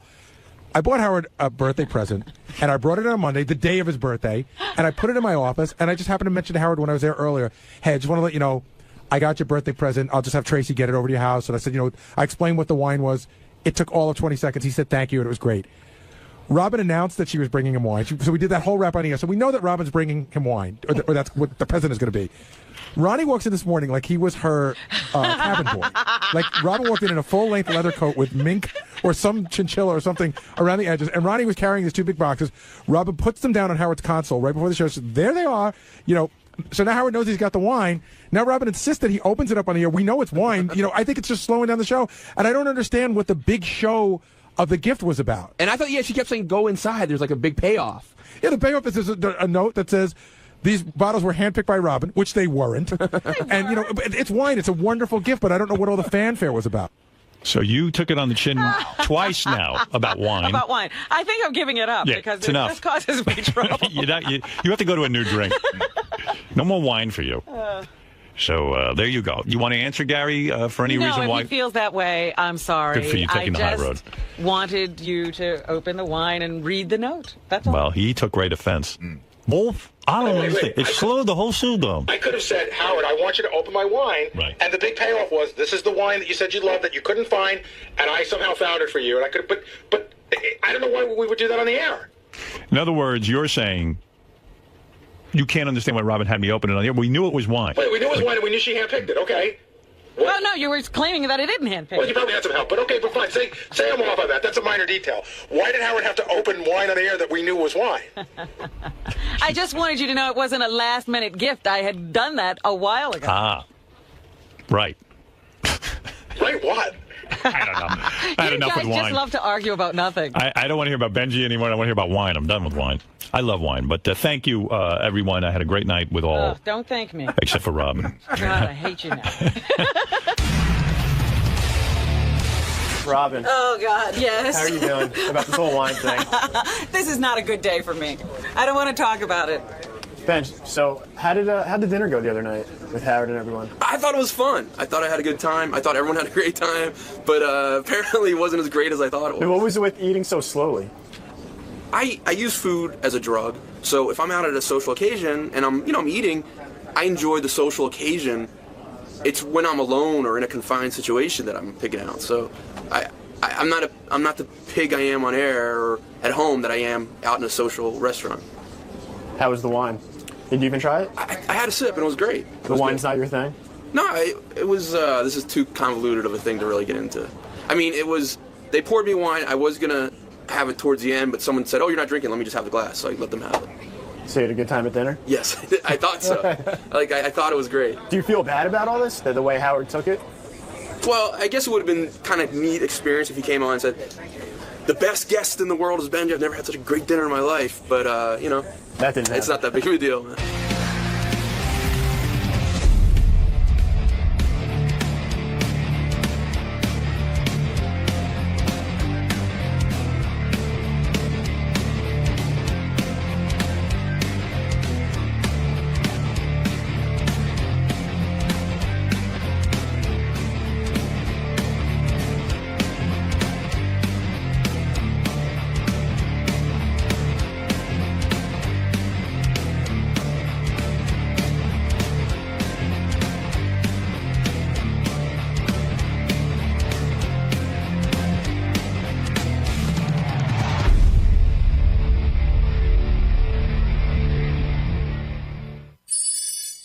Because I have a book out, I have an EP out, I'm talking to Howard Stern about it, and I'm really excited. I've heard a lot of things that Howard has said about me, and I'm grateful. So I'm excited to meet him and be able to talk to him, and I think it's going to be awesome. I'm going to have a lot of fun. So what do you think Howard's going to want to talk about today? He's given you a lot of props in the past. Yeah, it's great. I'm incredibly grateful. So I don't know, I'm a little nervous because he is Howard Stern. He is unpredictable, but it's going to be fun. Sanjaya, if you remember Sanjaya, he was on American Idol. at the time we got behind him to vote for Sanjaya. Yeah, I think it was 2 seasons ago. 2 seasons ago. Has it been 2 seasons already? It's 2 seasons since Sanjaya. I always judge the passage of time. Oh, there's Sanjaya. How you doing, Sanjaya? Good to see you. Sanjaya was a contestant on American Idol. Welcome to the show. Thank you very much. We worked hard to get you to be the American Idol, and we almost got you in. You did plenty. You did more than your share. Oh, he didn't win? No. He didn't win. No. I thought he won. I think the fix was in at a certain point. Were you like was you second? No. You were about was 4th. 7th. You were 7th. 7th. Yeah. Oh, wow. Got you almost all the way through. That's right. How old are you now? How many finalists I'm are 19. there? You're 19? There's 10 that go on tour. Well, but what is the entire number of finalists for the TV series? Isn't it 25? Yeah, 24. 24, okay. You know, here's the thing. When you were on American Idol, everyone was goofing on you that you couldn't sing. And the idea was, hey, let's put Sanjaya through. But you passed the audition. Yeah. And what did you sing at your audition? Signed, Sealed, Delivered. Signed, Sealed, Delivered. They liked you. Mm-hmm. So it means you had an ability to sing. Well, yeah. And then somewhere along the line, everyone turned on you, right? Yeah. The judges turned on you. They turned you into a bit of a joke. A little bit, yeah. A little bit. You seemed like you took it, but you had to be in great pain over this when Simon and all of them were like almost laughing in your face. Basically, Simon was saying you didn't belong there. Yeah. Well, I mean, it's to a certain extent it was a little painful because I'm an artist. I'm trying to go out there and do my craft and then get like beat down for it. But on the other side, it's like these people are there. Simon in particular is there to be rough on you, to be just like you're here to be outrageous. It's, but you have a good attitude about it. I don't know that I would have. I would have punched him. A lot of times, especially with the young guys or girls, you think, is it really okay to be beating up on somebody who's 17, 18, 16, being that hard on them in their formative years? Well, isn't it true on American Idol, and you say this in your new book, that they give you a counselor after you're voted off American Idol, almost like when a guy gets out of war and they need when you get voted off of American Idol, it's a great deflation to your ego. In other words, here you've been in this America's most popular show. They're afraid some kids might hurt themselves, right? Yeah, well, there's people that have hurt themselves just not getting through the first audition. That's true. They take it that hard. Yeah. Did you go through a period of time like, oh my God, what am I going to do now? No, because at that point I was on tour, I'd gotten to the top 7, so I was like, yeah, something totally was going content. to happen I was in your life anyway. Jennifer Hudson was number 7, so obviously that didn't affect her. What happened when you went on tour? You choose a couple of songs, you go out there, you sing a few songs every night, and they pay you well or no? Well, they pay you for each show, and we do... when you say you get paid for each show, what kind of money do you get for each show? Well, I have kind of a warped sense of because my first job was American Idol. Like my first paying job was like the tour. Where did you work before that? How did you make money before that? I was in school. Yeah, you was a kid. High school, right? I was a sophomore in high school. Go ahead. Yeah, so you never had a job. So what kind of money did they pay you? It was pretty. I was able to right afterwards go to New Zealand and like move to LA and get my sister a Prius, and so like I was really comfortable. And then I realized after a while that you have to get more money in order to maintain it. So, did you spend all of your American Idol money? Do you think you were a little unwise that way? Most definitely. Because you shouldn't go out and buy your sister a car. You should probably just bank some of the money in case there are lean times, right? Well, yeah, I banked some of it, but I was definitely literally my first paycheck before that was like working for family, $2,000, and that was like, wow. Right. And then so I go on the tour and I'm like making legitimate money, and Do you have no one in your life who would sit you down and say, hey, son, listen, don't spend all this money. Be smart about it. It's not going to last forever. So you're saying a parent would have done that because you said son. Right. Yeah, I had people telling me that, but I mean... You didn't listen. I didn't listen. You got the money. You were old enough that they handed you the money. Well, yeah, I was at the end of the tour. I turned like a week before the end of the tour. I turned 18. So But it hasn't been easy for you. Your mom went to jail, right? I was reading. Was that in your book that your mom went to jail? I might have briefly mentioned it, but she went to jail for putting you on American Idol. Yeah. Can you believe this? Actually, I fought her to go on American Idol. She didn't. She wanted me to wait a year. Did you? Why'd your mom go to jail? What was she doing? It was overblown marijuana operation that she had for medical uses. She was growing for medical uses. All right. Where did she live? In Seattle. So she didn't have a marijuana operation. She had an operation that caused her to use marijuana. No, he's saying she grew marijuana for medical purposes. Oh. Yeah. But in Seattle, is that legal? It's not legal. Well, there's certain, it's a gray area for medical uses. So it's... So what, are you an Indian guy or what? My dad's from India. Where's your mom from? My mom's dad's family is from Italy, and then her mom is English. So she's like a white type of broad, and then your dad was an Indian, so you guys came up with kind of a mixture over there. Now, I got to say, how's that sister of yours? I found her quite attractive. Thank you. She's doing good. She's actually, she wanted to call in, but I don't know if she's... Why should she hog your airtime? You know what I mean? Yeah, she's listening in her Prius. Yeah. I hope she sold that a Prius and gave you back the money. Well, I'm living in New York, so I'm not driving, but when I go back to Seattle, I get to drive it because it's technically my car. She's quite attractive. She have a boyfriend? Yes, she does. She does. Yeah. And what's she doing with herself? She's in Seattle right now, but she's writing music. She's working... Is she sexually active? I'm sure. I don't... How old is she? Do you think she's gotten it? Huh? You think she's gotten it? Gotten what? Sex? Yeah, the ween. Yeah, I'm sure. Yeah? How old is she? She's 21. She living with this guy? Yeah. You're kidding me? Yeah. And they're celibate, Howard. Yeah, they're saving themselves for marriage. So he's doing it. You think that's her first? No. She's been around the block, that chick, huh? Not around the block, but she's had previous relationships. Now, you mentioned in your book, now I got to be honest with you, I thought you were gay. Okay, a lot of people have. I think you're a gay American, and I still think it. Because, really? Well, you're very effeminate. You know what I mean? You're a good-looking guy. Thank you. And you have a very slight build. And I say to myself... You're going to make him gay. Well, no, I assumed you were gay. You claim in the book you're straight. Let me say something, Howard, because I, like you and many others, thought that too, watching him on the show. But when he walked in here, I did not get a gay vibe. Yeah, I'm not getting a gay vibe, but then again, I'm the last one to know. I have no gaydar whatsoever. I'm so masculine in the traditional sense. You didn't know I was on heroin. I didn't know he was on heroin, and he's been on it for years. He's sitting right next to you. Would you do me a favor to prove that you're straight? Will you fuck Robin right now? Oh, stop it. Would you mind?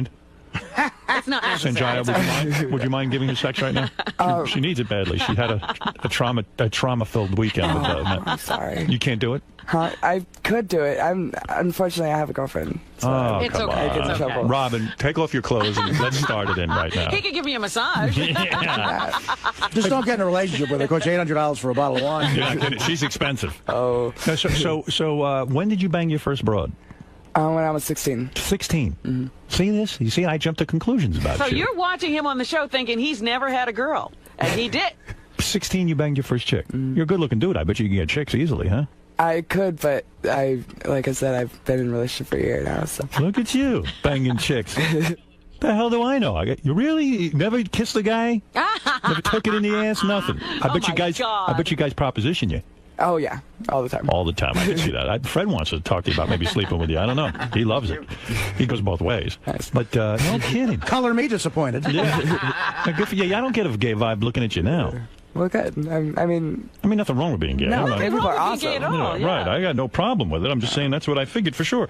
So what, like, don't you think people who go down and audition for American Idol are a little bit wacky in the sense that, I mean, it is a wacky thing, right? To do this. What did you do? You woke up one morning and said, I'm going to go down to American Idol, or did you plot this thing out? I had friends that were plotting it out, and like we didn't know it was coming to Seattle, so I had a group of friends that was going to drive down to California, and they're like, oh, Sanjay, come with us, we'll go and audition. I'm like, I don't want to do that. Like, and your sister was in on this too. Well, she didn't. Around, did they not think they could actually sing? They were just like, hey, we'll make the show, we'll be goofy or something? It was my choir, so like my school choir, so they're like, oh yeah, we're going to get on, we'll all get on together. You were in the choir in school? Oh, yeah. And you're not gay? Nope. Choir chicks are hot. No, I don't. On the last show, so when we were doing this whole thing, when you were on American Idol, and we were like, hey, vote for Sanjaya. You had said, you kind of said, look, I don't know Howard Stern, I don't know anything about him, and I don't care about that, and that's not the way I'm going to win American Idol. But do you now think that maybe we did help contribute to your long run? Yeah. I know for a fact that a majority of the people that come up to me on the streets are people that say, oh, I'm a huge fan of Howard Stern, I'm a fan of you, blah, blah. And so I voted for you many times. We were behind you, and I never have voted in American Idol. I used to vote every week. That's right. I never voted for you. Now, you were treated disrespectfully, and then let me get your feelings on this. You, on the last show, you did a duet with Steve Perry of Aerosmith, who is a great guy. Yeah. That's Joe Perry, sorry. Yeah, I was going to say. Yeah. Steve Perry is not a great guy. He's from Journey. Yeah. I'm talking about Joe Perry. But you originally requested to do your duet with Ozzy Osbourne, and he refused to do it with you. Is that true? Well, it was kind of like they were trying to set up a duet with Ozzy Osbourne. I don't know the logistics of it all. But he said, no, I don't want to be with Sanjay. But wait a minute, I don't understand what happened. So you decide who you want, or do you know that there's a list of people who are going to be on the show? I didn't know that I was going to sing with Joe Perry until the rehearsal. And I went out on stage, and like first I saw him like rehearsing with other people, and then I went out on stage and realized he's with you. Oh wow. Wow. So yeah, and then but after the show, I did like the press tour or whatever. I did Jay Leno, and Ozzy Osbourne was on it with me. So I don't. I mean, it was no big deal. Yeah. So when you go on American Idol and all this fame hits. And everybody in the country practically knows your name. Yeah, I mean, was it a good experience or was it a bad experience because you started to become, you know, hey, vote for the worst, vote for Sanjaya, this and that? Does it become like a goof and you feel like, hey, everyone's goofing on me?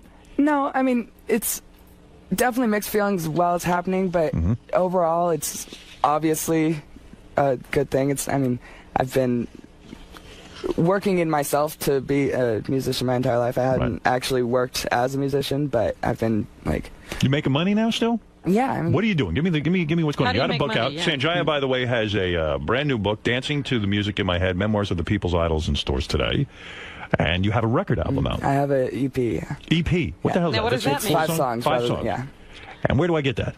Amazon.com. Oh, so you're selling it on there. Yep. And what is it? Dance music? What kind of music is it? I mean, you can dance to it. It definitely has like really good beats. It's world influenced, very much so. So a lot of the beats are like tablas or djembes or something like that. And then are we going to listen to a little? Did you write the music? Yeah. Did you write the music? I wrote some of it. I had co-writers as well. My sister helped me write. A couple family members helped me write. So it's really been. How far would you go to be famous? Would you appear nude in a magazine?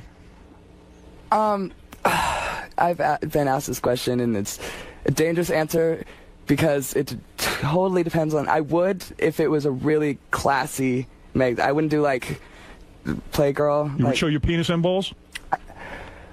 Depending on how. Let's say it was a classy magazine like Time magazine. Time magazine isn't doing They that. don't do nude, No. Robin? National Geographic.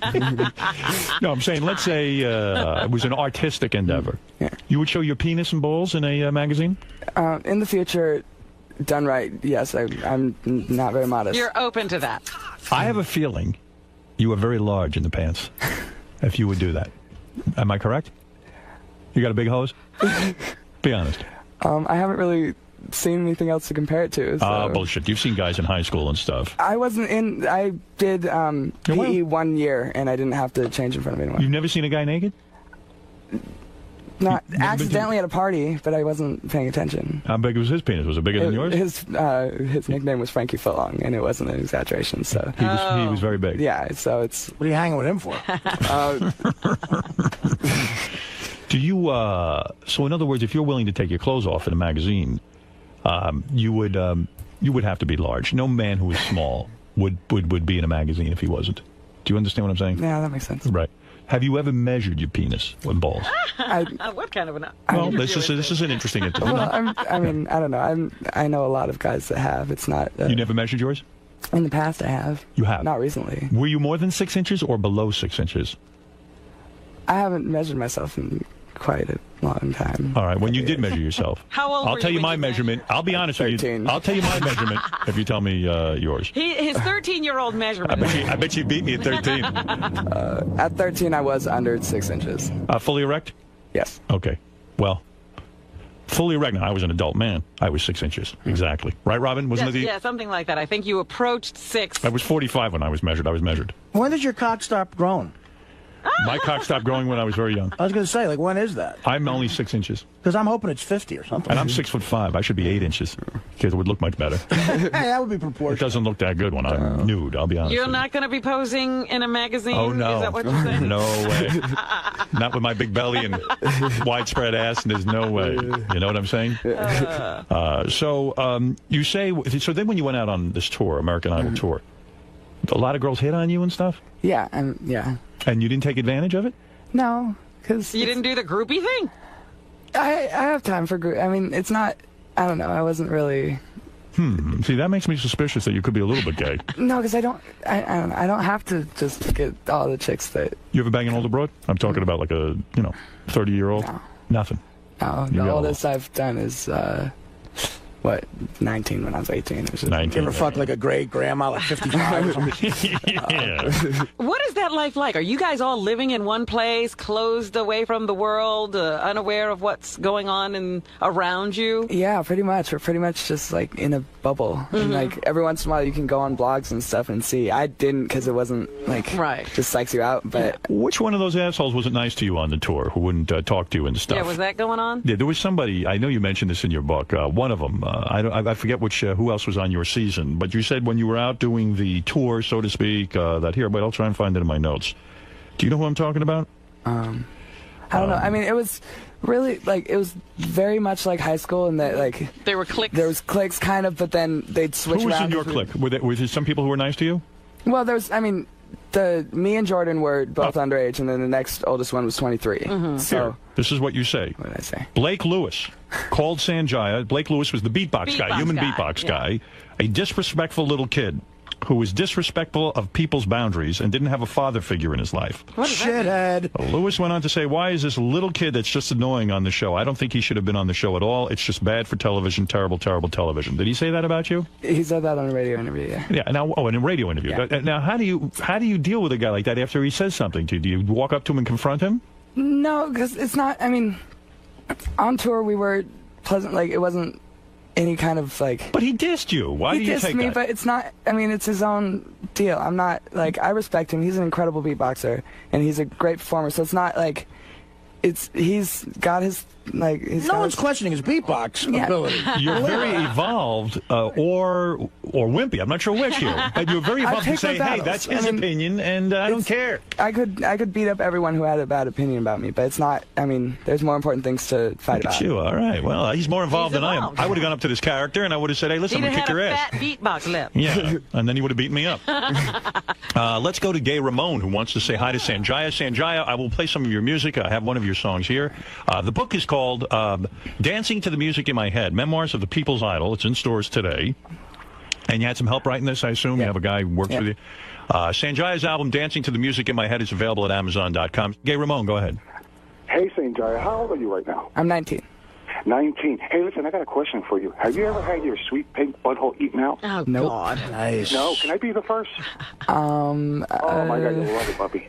Well, 𝗘𝗿𝗶𝗰, I know Sanjaya. You must get a lot of this, huh, Sanjaya, from gay guys. You know who's into Sanjaya, and even went to his concert, was High-Pitched Mike, who just came out of the closet. Yeah. The guy who said he wasn't gay. He said he wasn't gay, but we all knew differently. Well, Artie did. Sorry, 𝗘𝗿𝗶𝗰. He says he's not swinging that way. But he is gay, by the way. He is? How do you know? He is. I can tell how I'm gay. My gaydar goes far, far away, and I can tell he's gay. All right. Sanjaya, what about that? Any truth to the fact that perhaps... Have you thought about a guy at all? That maybe you're closeted right now, it's too hard to come out, that maybe in the future you might be coming out? I mean... Is it a family issue thing? Your family No, wouldn't my accept family it? would be fine with it. I'm just not... penises are weird. Like, I'm not... Sounds like the right answer to me. Yeah, no, don't let your... I'm sure your parents have done things they're ashamed of. Don't worry about them. No, I'm not at all. I mean, my family's totally supportive. If I came out, they'd be fine. I'm just not. Like, Did you bring your mom with you on tour? I brought my sister. My mom was on the show with me. Okay, your sister came out with you. Is she jealous of you?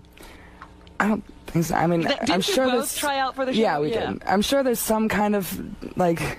I don't know. She's older. I think that she didn't get enough, like...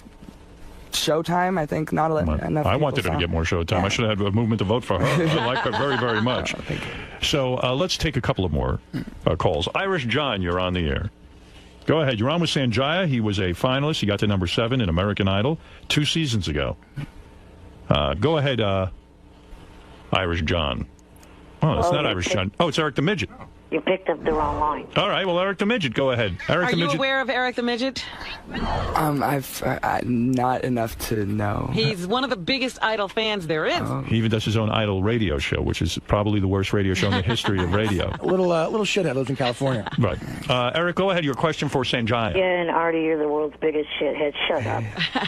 You're on with Sanjaya, your dream. Go ahead, Eric. Although, Eric, I got to be honest, you used to trash Sanjaya on your show. Yeah, he hated our movement. Right. You were against the movement. Right, but I didn't have the show back then.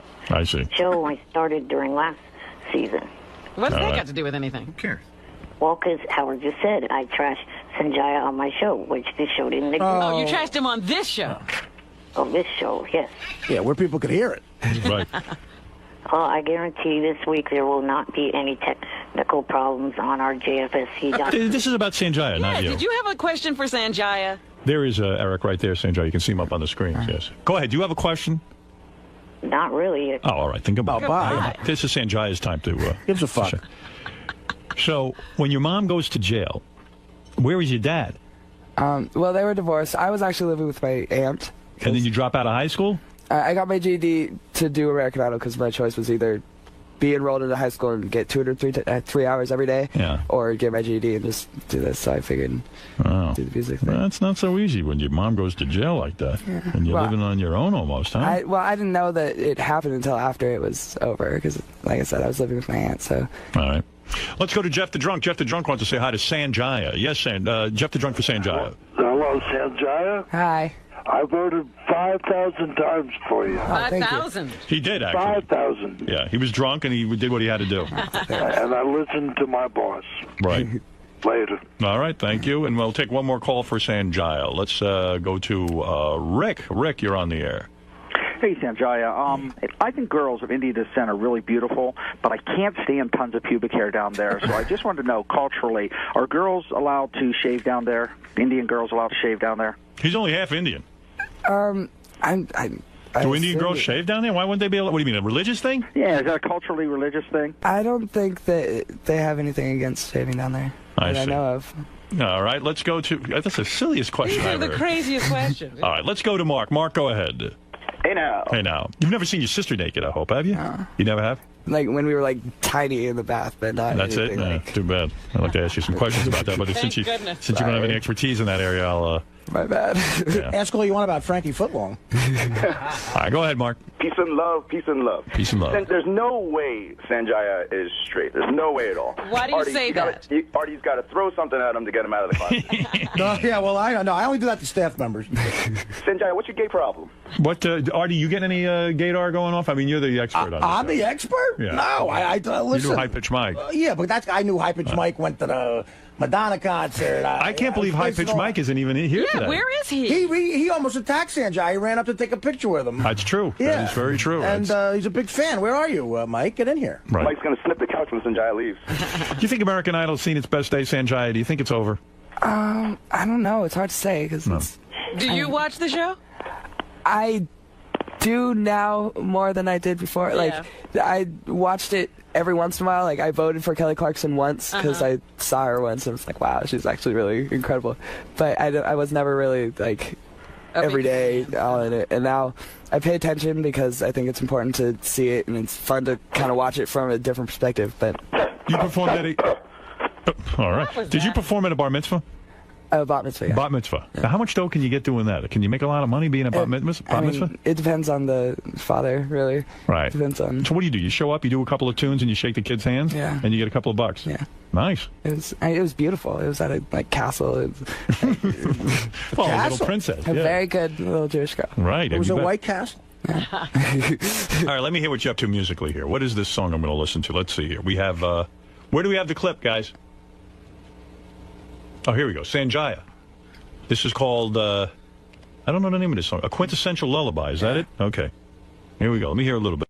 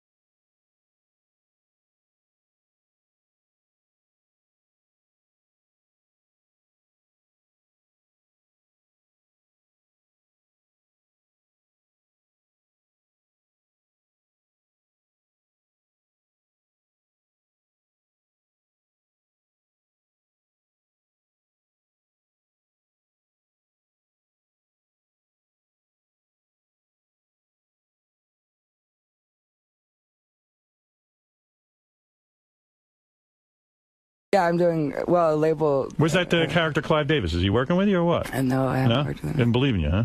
Well, he's busy. He's busy with everyone else? Yeah. Yeah, you got a record company or what? I'm doing it independently. Uh-oh. I have an independent label. Yeah, you got to get a record company. Send it off to a record company. What are you doing? I'm Get your shit together. Yeah, I'm sorry. I'm just busting your balls. Listen, good for you. Thank you. You're doing your best. You're out there. You got the book. Yep. They give you an advance on that? Yep. All right, excellent. What'd they give you? A comfortable advance. Did you get 6 figures? Huh? Did you get at least $100,000? I think so, yeah. Really? Oh, look at you. That's not bad. That's pretty damn good for a first-time book. Yeah, right? Yeah. That's what I said. Why do you not know for sure? You're like, okay, sure. It came in installments. And, yeah. They added up, yeah. Yeah.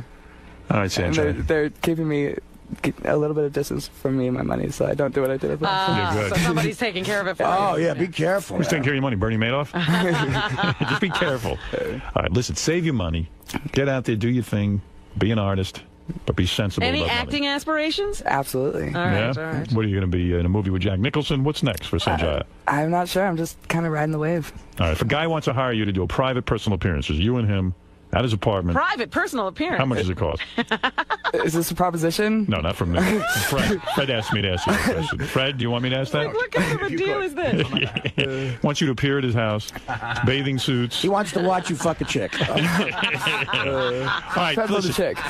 Sanjaya's book, Dancing to the Music in My Head, Memoirs of the People's Idol. It's in stores today. He's here to tell us he's heterosexual, for those of you who are thinking he's gay. Right, let's dismiss that. He's got over a 6-inch hard-on from since he's 13. Oh, my goodness. And it's probably grown since then, am I correct? Possibly. Possibly. You think you're at least 8 inches? You think you've grown 2 inches since you're 13? I don't know. Possibly. It's possible. I don't Wow. know. That's pretty good, Robin. And also you're here to tell us you're banging a chick currently? He has a girlfriend. You have a girlfriend of a year. No one's seen her, but... So it was a good decision, and we learned that it was a good decision to go on American Idol, a lot of opportunities. And Sanjaya's book is called Dancing to the Music in My Head, Memoirs of the People's Idol. It's in stores today. And don't forget, you can get his album, Dancing to the Music in My Head, available at Amazon.com. Yep. Well, it was nice meeting you. Nice to meet you, finally. Yeah, finally. time. Yeah, we always wanted you on this show. And say hi to that sister of yours. Most definitely will. And believe me, tell her I thought she was very attractive. What is she, a twin? No, she's 2.5 years older. She's 2.5 years older. That's interesting. Robin, make sure. Awesome. What'd you like about doing the show? Just being able to be really real. Because, like, certain interviews you have to kind of be censored and be, like, yourself, but alternate version is... It's good to be able to say what you want, right?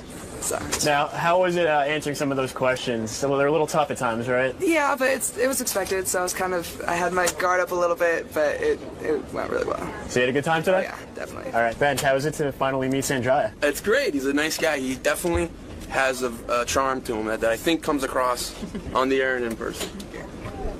You've gotten manhandled for this guy, right? Yeah, yes, I have. Screaming his name out. Normally when I'm mentioning Sanjaya, people tackle me and knock me down and everything. Sanjaya, how is that, man? This guy would scream on, CNN for you and all the news channels. It's awesome. I mean, I'm flattered. I am honored to have someone that would do that. I'm flattered and honored also. You make a nice couple. Can I put you right here? 1, 2, 3. One more. 1, 2, 3. Cool. Hey, nice to meet you. It's great dropping the show. Can't wait to see the book. Good morning. How are you? Good. How you doing, man? I feel good. So what brings you down to the show today? You got a new album coming out? Yeah, I got a new album coming out, and mostly I just want to hang out, man. I'm a huge fan of this show. Yeah, you excited? Unbelievable. I mean, I'm a really big fan of this show. I know everything about it. And for the last 4 years, I got diagnosed with leukemia in 2005. So all I've done, besides like trying to live, is stay home and watch Howard TV. That's awesome. I mean, I don't watch anything else. Cool. So I know everything, man. I'm down with like the whole Artie and the heroin thing, and I just know everything. Awesome. This must be real exciting for you then. It's amazing. I mean, I can't believe I'm here. I see this on TV all the time, and I just can't believe it. I mean, I'm here to promote an album in my foundation for leukemia, but mostly I just want to hang out. Cool, man. I didn't even sleep last night. All right, man. Well, have fun in there today. I will. Thank you. All right, anyway, this guy's name is Rich Cronin. You might remember his hit song with LFO. He had a huge hit. I remember this song, Some All Girl. right, you remember this? Sure, you do too. How old were you when you were in a boy? How you doing, man? Hi, how you doing? Hey, good to meet you. I'm, when I was in the boy band? Yeah. How do you get in a boy band? Well, first of all, when that song blew up, I was 24 years old. Right. So you were pretty old in the boy band. Yeah, I was pretty old. You were no boy. No, I wasn't. That old boy over there. Yeah. Sorry. You're shouting all over the place. Sorry about that. Yeah, When that came out, I was 24 years old. 24, and how old were you when you got discovered for the boy band? 20. Yeah, and what do you have to do? You have to audition and stuff? You have to like... No, actually, I'm from Boston. Yeah. And I know, we could tell. Sorry. That's good. I think the accent. One of my friends and I, he for some reason he went on tour with the Backstreet Boys, right? Who were nothing, right. And he was always talking about, we got to get with this guy Lou Pearlman. Right, Lou was this guy. There was this guy Lou Pearlman who was this like incredible producer, if you will. Well, what happened with Lou? Because I knew Lou. Lou used to own Blimps or something. I don't know how he knew about the music business, but after New Kids on the Block, he just got this idea to put together a boy band. I mean, he had a lot of bands. He had, what was Justin Timberlake's band? Yeah. He had NSYNC, he had Backstreet Boys. He had, my group, we sold LFO. 4 or 5 million records. And E-Town. O-Town. O-Town, whatever it was called. He never thought it was going to blow up. And then when the Backstreet Boys blew up and NSYNC blew up, and then, we started to blow up, not as big as them, but we blew up, he bought a fucking house that was incredible. It wasn't even a house, it was a hotel. Right. On this incredible lake. He started buying Bentleys. He had a $250,000 Rolex with diamonds all over it. Meanwhile, he's stealing all my money, everyone's money. Yeah, so we all knew it. You never got paid? I didn't get paid anywhere near what I should have. Really? Nothing. Well, and like, didn't your parents or somebody step in, or your accountant go, hey, wait a second, we're not getting paid? We were always on TRL. Right. We were always, starting to sell a lot of records. Yeah. And I started to say, well, where's the money? Right. And it was like, it was just nuts, man. The guy was such a creep. And Did you Well, make I know enough the money? Backstreet Boys had to sort of legally get away from him because he was, so did the NSYNC. contracts were so ridiculous. And NSYNC had to leave. Everyone left. Did you end up making any money? Yeah. Did you become a millionaire? No. Not a millionaire. Wow. And I should have made like at least $2 million, $3 million. Wow. Right. Easy. Yeah. But see, here's what it was. I wrote all the songs for LFO. Right. I wrote like Summer Girls and all of them. Right, so that's your publishing and all that. Yeah. So when that song blew up, I thought, well, wow, I'm gonna get a publishing deal now. Right. He offered me $20,000 for my publishing. Oh my God! Did you take it? Well, I was thinking about taking it. I was like, holy, I never had $20,000. I never had any money. In one lump sum. Yeah. No, never. I was excited. Oh, he's a real Colonel Tom type. Yeah. And now so one of my friends said, are you gonna take $20,000? I said, yeah. It's a great deal. He goes, you could make a deal for $500,000 tomorrow. Right, just on that song. So he schooled me to this publishing thing. So I was like, I got to do this. Thank God you didn't sign away your publishing. No. So I started saying, hey, let's get some publishing deals. So I put a lawyer out there. Yeah. Next thing I know, the lawyer's like, oh, I can get you a publishing deal. I can get you $750,000. Right. Next thing you know, another song came out called Girl on TV. Went top 5. And now I can get like close to $1 million. Right. Next thing I know, he comes back to me and goes, Rich, your publishing has been sold. Oh, so what do you wow. mean? What do He you says, mean? yeah, Lou sold your publishing for $1.2 million to Jive Zamba. Oh, my goodness. Wow. So he could do that without your signature or anything? When I first signed the contract with him, yeah. I signed it away. That's Wow. what that's what I'm saying about those contracts. He had people signing. They were crazy. Yeah. He owned everything. You must have nightmares about this. I had to go through lots of therapy. Right. I went crazy. I mean, I wrote some big songs, and you must have some good therapy because No, I don't. You're still here. Yeah. I know. I went crazy. Wow. I mean, the guy was awful, but that's awful. besides all this money stuff, the guy was he was really a creepy guy, man. Like, I met him once. I had him on the show once with some band. You did? Yeah. That was O-Town when they were O-Town, being yeah. put yeah. on MTV. He came in here with the band. When I got a hit song, the song went #1. Right. He bought me a Navigator in 5 minutes. He's like, walked in. He goes, yeah, you got a Navigator now. Yeah, of course, because he was busy stealing your publishing. He stole my publishing. He charged me for the Navigator. The guy's a fucking asshole. I got your Navigator, but you're going to pay That's for it. right. I just Oh, he bought didn't your tell me that, car though. Yeah, right. that you have to pay for. You thought it was a gift. Yeah, about 6-7 months later, I found out he's fucking charging me for this Oh, thing. my God. The guy's awful. You know what, dude, I'd rather have my money and I'll go buy my own Navigator. I'll just decide what kind of car I want. Yeah. Well, I said, I want to get a Navigator. He said, well, let's go get it. And It wasn't all bad, though. You got to date Jennifer Love Hewitt. You went out with her for a long time, right? Yeah, 2 years. You banged her for 2 years. Yeah. And She's you hot. had some hit records. Yeah. Who took the hit? She's hot. She is hot. How'd you get her? I met her at the Blockbuster Awards. Oh, no kidding. And I wasn't, we weren't really mega successful, but we still had 3 big hits. Right. And at this point, we had no hits. Right. I was just there. And she wants to be a rock star, too, doesn't she? She wants to be a singer. Right. Right. So she I probably think she figured, put out an album. probably figured she'll fuck you a little bit. Maybe you'll write her a song. I don't even think so. I think she just saw me then. And this is going back 8 years now Right. or more. And, we had the same publicist. Right. So I started to talk to her. And I couldn't believe it. She kept talking to me and talking to me. She was actually interested. Right. And she later on that night, after the Blockbuster Awards, she gave me her number. Wow. I was floored. I was like, well, you know, because she's rich and she's hot. But besides that, I actually was a big fan of hers. Right. I worked at Blockbuster 2 years before. I have two things I like about her. Yeah, I mean, I worked at Blockbuster 2 years before that, like putting the movies on the shelf. Right. And every time I saw a picture, I say, oh, she's super really hot. Yeah. And now I'm at the Blockbuster Awards. And she's putting the moves on you. The girl on the video cover just gave you her number. So did you call her right away, or did you play the game and wait a while? No, I mean, I was so anxious about calling her. I couldn't. And then I actually got a notebook and I wrote down all these subjects.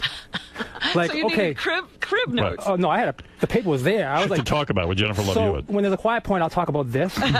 And this, like, I couldn't imagine there being any quiet points in the conversation. Right. I'd be awkward silence. So I actually called her up, and she answered the phone. Wow. And we talked for like 2 hours. Did you use your notes? Oh, absolutely. I mean, there was no way. You went through all 2 pages. 2 hours. That's a lot of notes. No, really. I mean, and the whole time I'm thinking, this is Jennifer Love Hewitt. Right. I was a big fan of hers. Right. So what happened? Did she go out on a date with you or something? About a month and a half later, she says, why don't you come out to L.A.? Now, mind you, I had no money. I was negative money. Right. I didn't have a cell phone. You'd have to go to Lou. Yeah, it's like, how do you Exactly, you I have did. to play with Lou's dick. Dude, it's awful, right? So Lou goes, I got to get out to L.A., Lou. Love wants to see me. Lou was like, oh, this could be good. He goes, come out to L.A. with me. I was like, when are you going? He goes, this week. Right. He goes, come with me, because I'm shooting my movie out there, which is another story. But so I go out to L.A. and he goes, you can stay in my hotel with me. Oh God! Oh, no. I have a big suite. So anyways, I went. Right.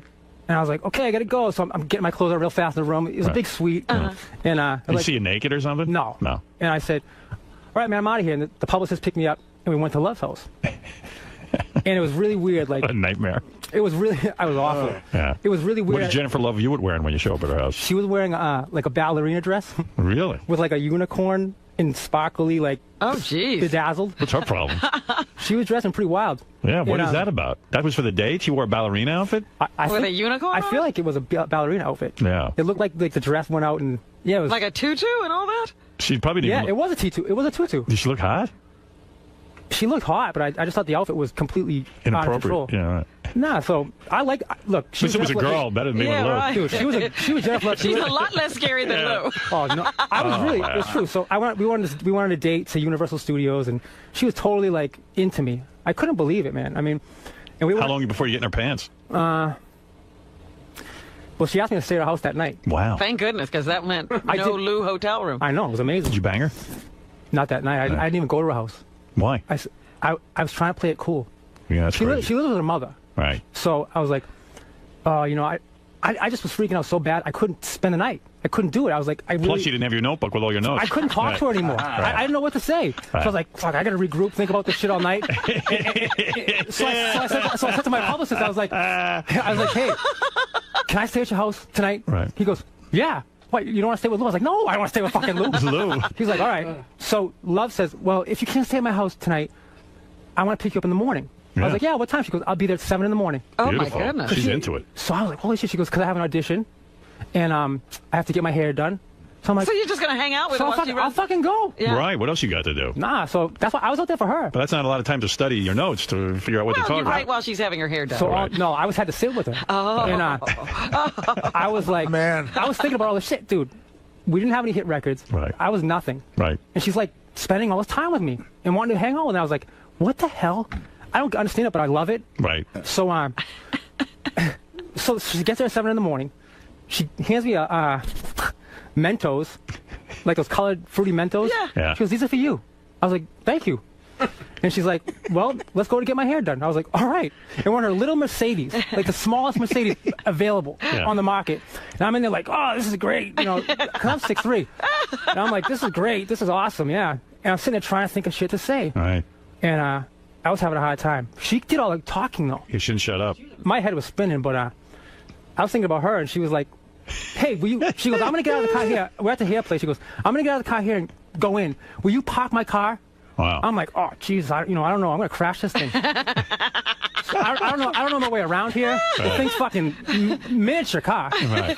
And I'm like, yeah. Where the fuck are you going to park it? I'm going to park it? I'm an awful driver. I'm a fucking awful driver. I don't know where you are. I didn't know where I was. I had no idea where I was. And the blocks are fucking huge. I'm like, yeah, I'll do it. She got in there. I was like, holy fucking shit. So I'm driving around like the block. I'm like, oh, what the fuck? I finally popped the thing. Sweating bullets. Right. I walk in the room. I'm like, yeah, your car's out there. It's fine. She was like, cool. So then I sit down on the seat, and everyone, this is Rich. I'm like, hi. She's like, all the hairdressers, you know, hi. She's like, so Rich is from Boston, and he's a boy band and all this stuff. I'm like, yeah. We were there for like 3 hours. And she was looking at like magazines and going, oh, Tom Cruise looks amazing and all this stuff. I mean, it was bullshit. Yeah. Hey, what did you expect her to talk about? I don't care what she talked about. I was just like, fucking Jennifer Love Hewitt. So that's weird when you realize with most broads like that, you're making notes on what to talk about, and you realize they're just morons. They're just gonna keep talking. Yeah, she's not gonna shut the fuck up. I was gonna say, yeah. So then after that, we went to a coffee shop, and then she went to an audition, and it was just. There must have been some audition. Probably sucked. No, it was for what was it? Archie, the Archie movie that never came out. Archie and Veronica. She's gonna play Veronica. She was supposed to play Veronica. She didn't even get it. No. Yeah. So I wrote a song called West Side Story. I said Veronica. It was about a girl named Veronica, and I was so lame. Yeah. I was so lame. I wrote all these songs about her, like encrypted, like to her. Right. I was fucking lame, dude. Oh, stop. What was it like banging her? Like when you were banging her, you're like, oh man, I can't believe I'm banging Jennifer Love Hewitt. When that happened. Yeah, you must have come in 2 seconds, huh? Well, she made me wear 2 condoms. 2? Yeah. How do you get 2 on? One for her, one for her mother. No, wait a second. You're telling me, because you know what? I heard that's dangerous. They're more likely to break that when you way, wear yeah. I heard that too. Yeah. I heard It's that. hard to do that. I didn't hear it then. Yeah, by the way, this is, in case you don't just tuned in, this is Rich Cronin. He's got a new album out. I'll tell you about that, $1 Billion Sound. Available at richcronin.net. You ought to just put these stories on. Yeah. I wrote a book. Really? You got a book too, right? Well, I don't have it. Yeah, I wrote a book. Yeah. Can you get it anywhere? Or? I'm going to try. Yeah, Oh, you'll you get haven't it. got a You'll get publisher it. yet? Yeah, I you haven't got, tried. you got some good fucking stories, This is dude. amazing. I have so many stories. And you had leukemia too, right? You just got over that. I had awful leukemia. I got this, it was called AML. And I just went to the doctor one day. I was losing weight, and my father was really nervous. I was home. I was living in Orlando at the time, and I went to visit them. And he said, the minute I walked in, I said, you look like shit. Right. I was like, thanks. He says, you got to go to the doctor. So about, in 2 days, I went to the doctor. The doctor says, wow, you don't look good. I think you have mono. I said, oh, mono, whatever. He goes, let's take a blood test. And they took the blood test, and I had leukemia, AML. Cancer. Awful. It's supposed to kill you in 8 weeks. How'd you beat it? I don't know. How long ago was this? 2005. I got diagnosed. Are you all right now? Or you? I am. I don't have it. So what happened was, it left you. I got the leukemia, and it was like, this is the worst one you can get. It's very rare that a young guy gets it. So usually older men will get it. Why do you think you got it? I don't know. You don't know? I have good luck. I don't know. It's just awful. But I got it, and I went through all this chemotherapy. And man. And a year later, it came back. Oh. Wow. So the doctor said, look, the only choice you have is a bone marrow transplant. And my brother and sister didn't match me. No one in my family matched. So they said, well, we're going to try to look for one for you. But meanwhile, we have to get you back into remission if we can. So I got a bone marrow transplant. Eventually, I got back in remission. And I went through all this radiation. And damn, that must be painful shit. Yeah, man. And then in June, I had a stroke. Good Lord. From the treatment they were giving me for the leukemia. They were giving me this stuff called IVHG at the hospital. And they put the thing in my arm. And I was there. It takes 5 hours. And I'm sitting there. I went to sleep, and the doctor woke me up. He says, Rich, sit up. Because I was in the bed. And I said, all right. And I couldn't sit up. And everything, I felt really weird. Everything seemed like it wasn't real. He goes, come on, sit up. He realized I wasn't kidding. Yeah. My face started to droop. And he goes, oh my God, he's having a stroke. Jeez. So it's a good thing they woke you up. They caused it. Yeah. I think. I mean, it happened right there. And they told me, look, this is from IVHG. Yeah. What is IVHG? I have no idea. Something to help your immune system out. Man. So you think you beat it or what? What's going on now? I hope I beat it, man. You got the bone marrow. I got someone else's bone marrow.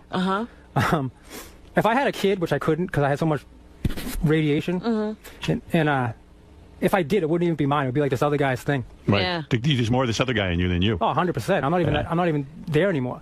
So when you were fucking Jennifer Love Hewitt, get back to that because I broke it up a little bit. So Jennifer Love Hewitt, when I first had sex with her, she goes, wear 2 condoms. Yeah, Did you think that was weird? How'd she look naked? She looked great, man. Yeah. I couldn't believe what was happening, Right. But I don't have anything bad to say about her, She's a great. She good in bed?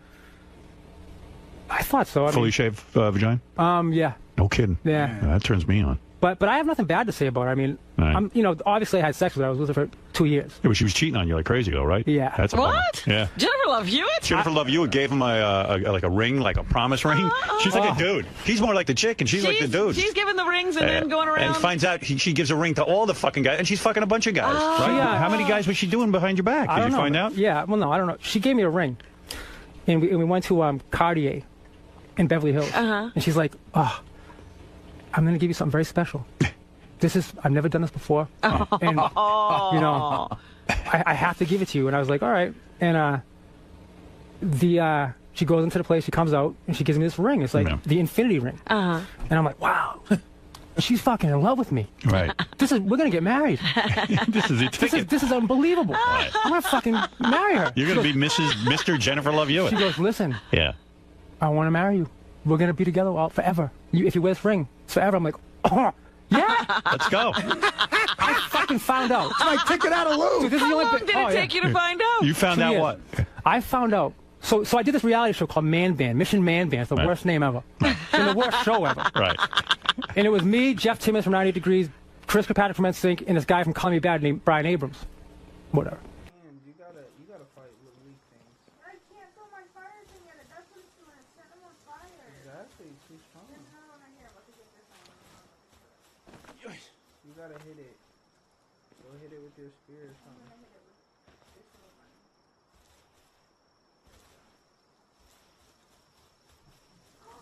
Oh no, this is a deer. I was about to say, what the fuck is that? Where'd it go? Oh, what?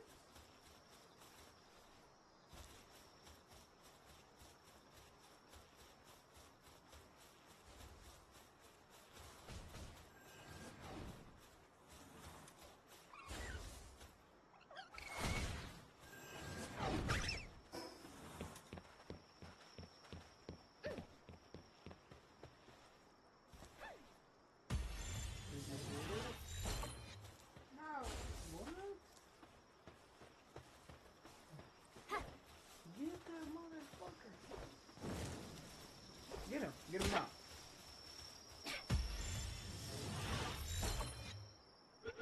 Yeah.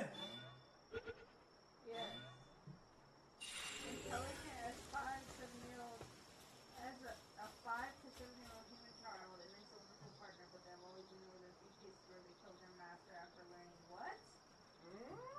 Hang on, what? After learning what? I don't know. Like, I literally don't know. Gonna kill you. After learning the fucking move, you think it's something crazy. You're just like, yeah, it's not the fucking murder. Where is it? Oh my god, this is so long. Dude, yeah, hang on. Can I change the settings?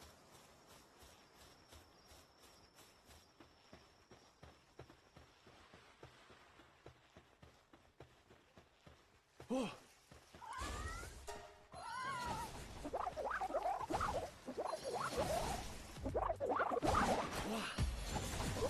I got a frog.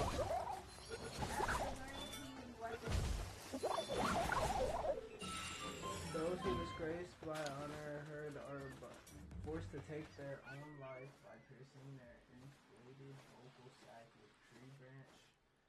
I don't know what else I was gonna say. I just got a frog though. That's dope. I wonder what it does. What level is it? 5, 6.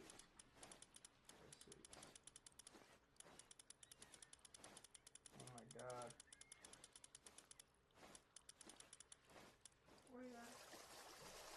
They're blown away into the atmosphere. Where you at? There's only 126 tabs. Let me figure out where you at. I'm right over here. Right here. Where you at? Don't tell me you went away. Don't walk away. Dude, I'm at the same spot I was at, dude. Where you at?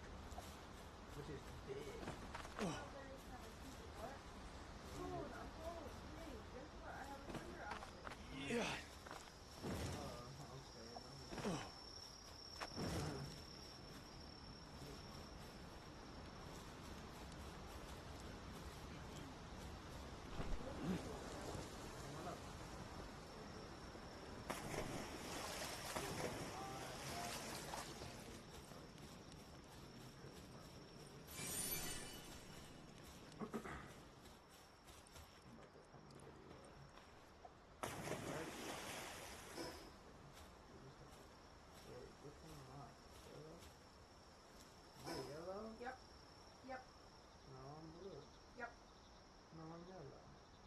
Yep. You're close to it. I really need a passport for money. I don't know why you haven't yet. Yeah. I think I can see her.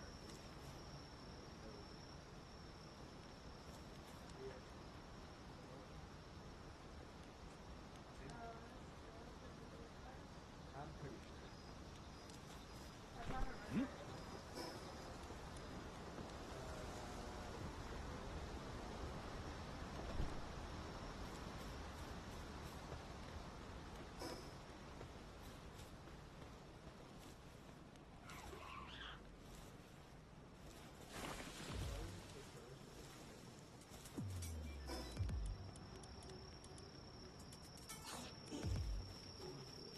Fucking shaking.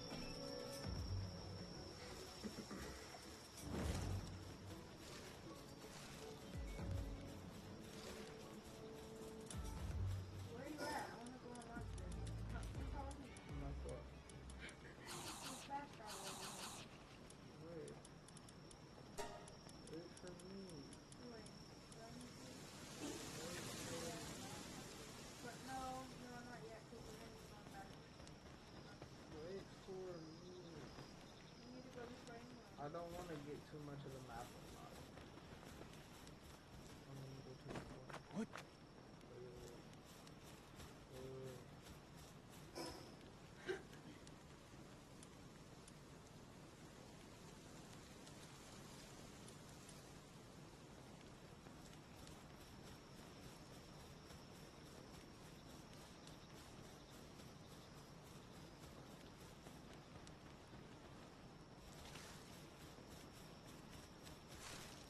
Come on. Get ready. Yes. Yeah. I think you got this. What's the best one I can use to fight? That thing, I think, probably Russo or the little fire dude. Wait, who else you got? I think fire or Cruise. Let's try.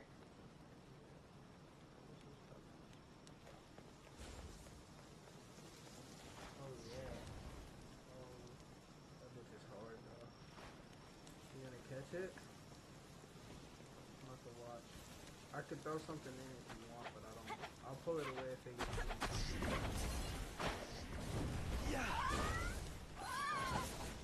Watch it. This one was dedicated to my fucking.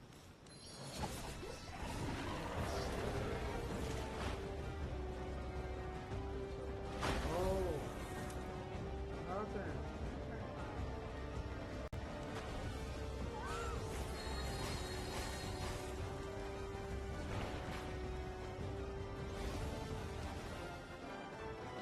Oh yeah, that should be fine. I'll get ready to play. Let me just see if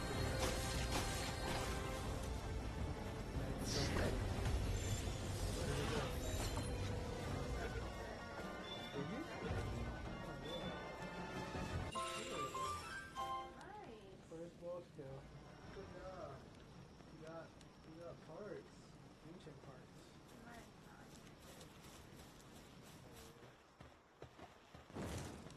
Alright.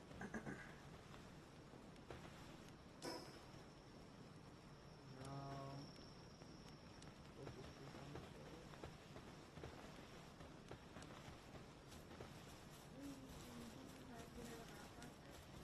Huh?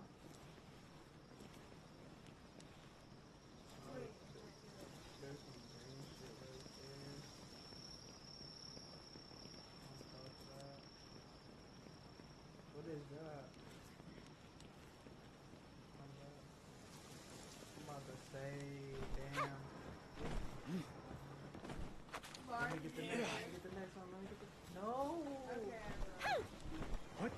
Lord, damn egg.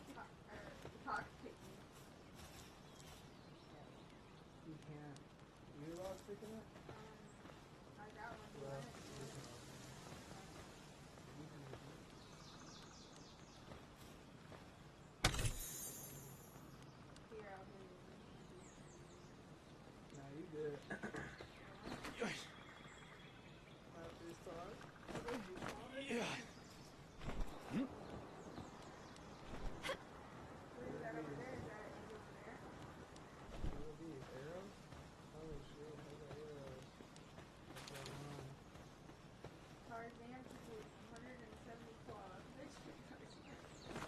man dead? Yeah. Oh my god. Oh, there's a ball. What?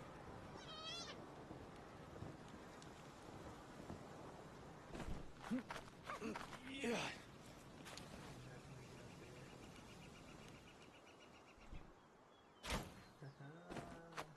Oh. You need to get one of these, man. Yeah. Grapple? Yep. What are those over there? Is that like a stingray? Hold on, hands. I gotta go catch one. It's like a stingray or something. Yo, I gotta catch it. Gotta catch them. Wah. Go in the water. Yeah. Oh, you don't like the water? Okay, okay. Go in the water. Get him. You can't. Motherfucker. Get him.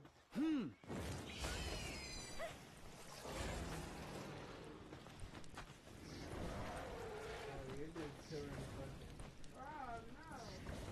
Kid. Hold on. We gotta get him to come on shore. Big fly? Hold on. No! Dummy?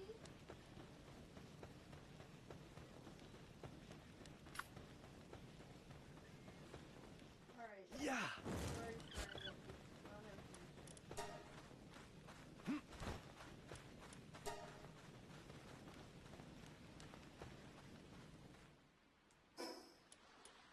Damn it, Crusoe.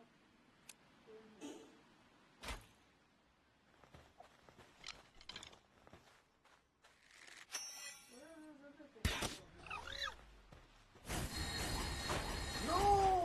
Pengy! Fucking wow! Oh my god, oh my god, oh my god! What? Get him, Crusoe. You know, you're gonna get him?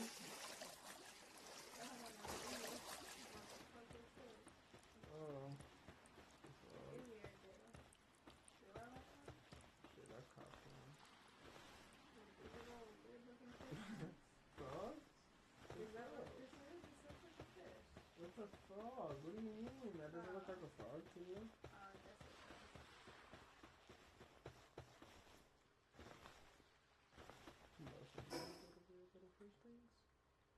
Alright, come on, we need to go back to the land.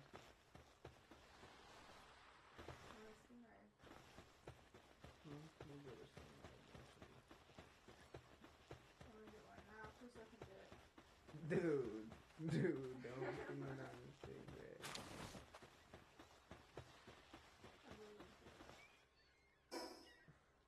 We're gonna be by bodies of water the whole time, dude. We're gonna be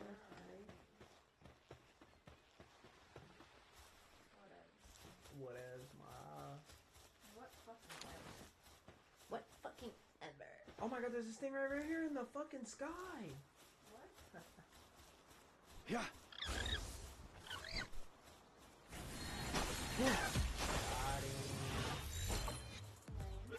Got him.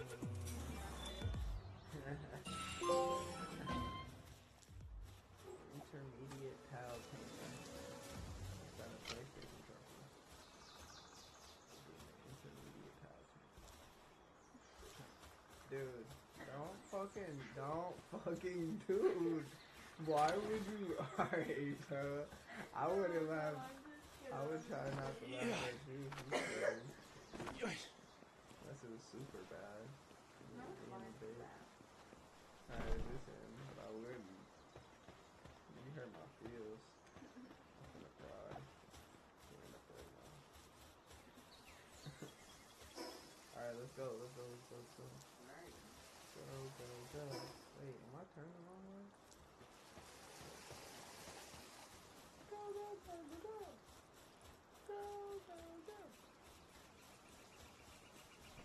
Come on here, go. Come on, let's go. Let's go here, go. Let's go. Hand up. We're about to go. Hand up. We're going here now. I can't jump. I ran out of stamina.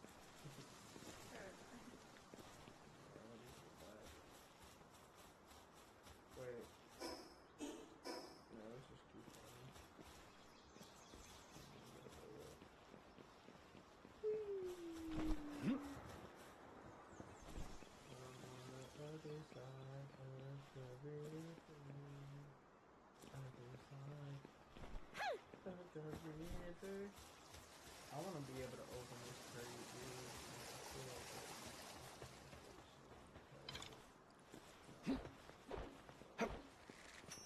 What are you shooting at? Arrow. At me?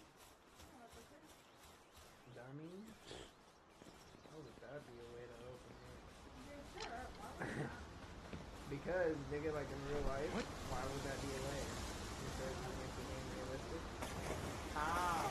This one is a good one. Are you talking shit?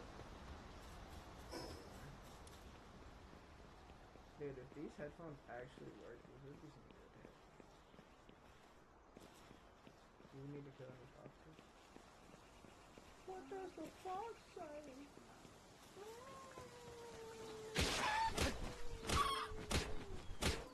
Jesus Christ! I'm sorry, girl. We need to eat. No, I'm sorry. Actually, we need to go back towards, like, this way. I don't even know. I'm just going, like, you know what I mean? You want these two balls?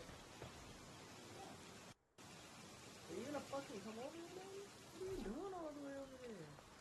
This is where we're going. Nigga, no. But at least I can do a good survey. If there's any eggs. I don't think there's any eggs over there. I'm gonna pick these fucking screws up. No, I won't. Where do I go? Screw. I'm ready. There's an egg. Did we just come out of that? What? Where are you? Dude, look to your behind. Turn. Straight. Yeah, go over there. Yeah. Yeah. Go straight.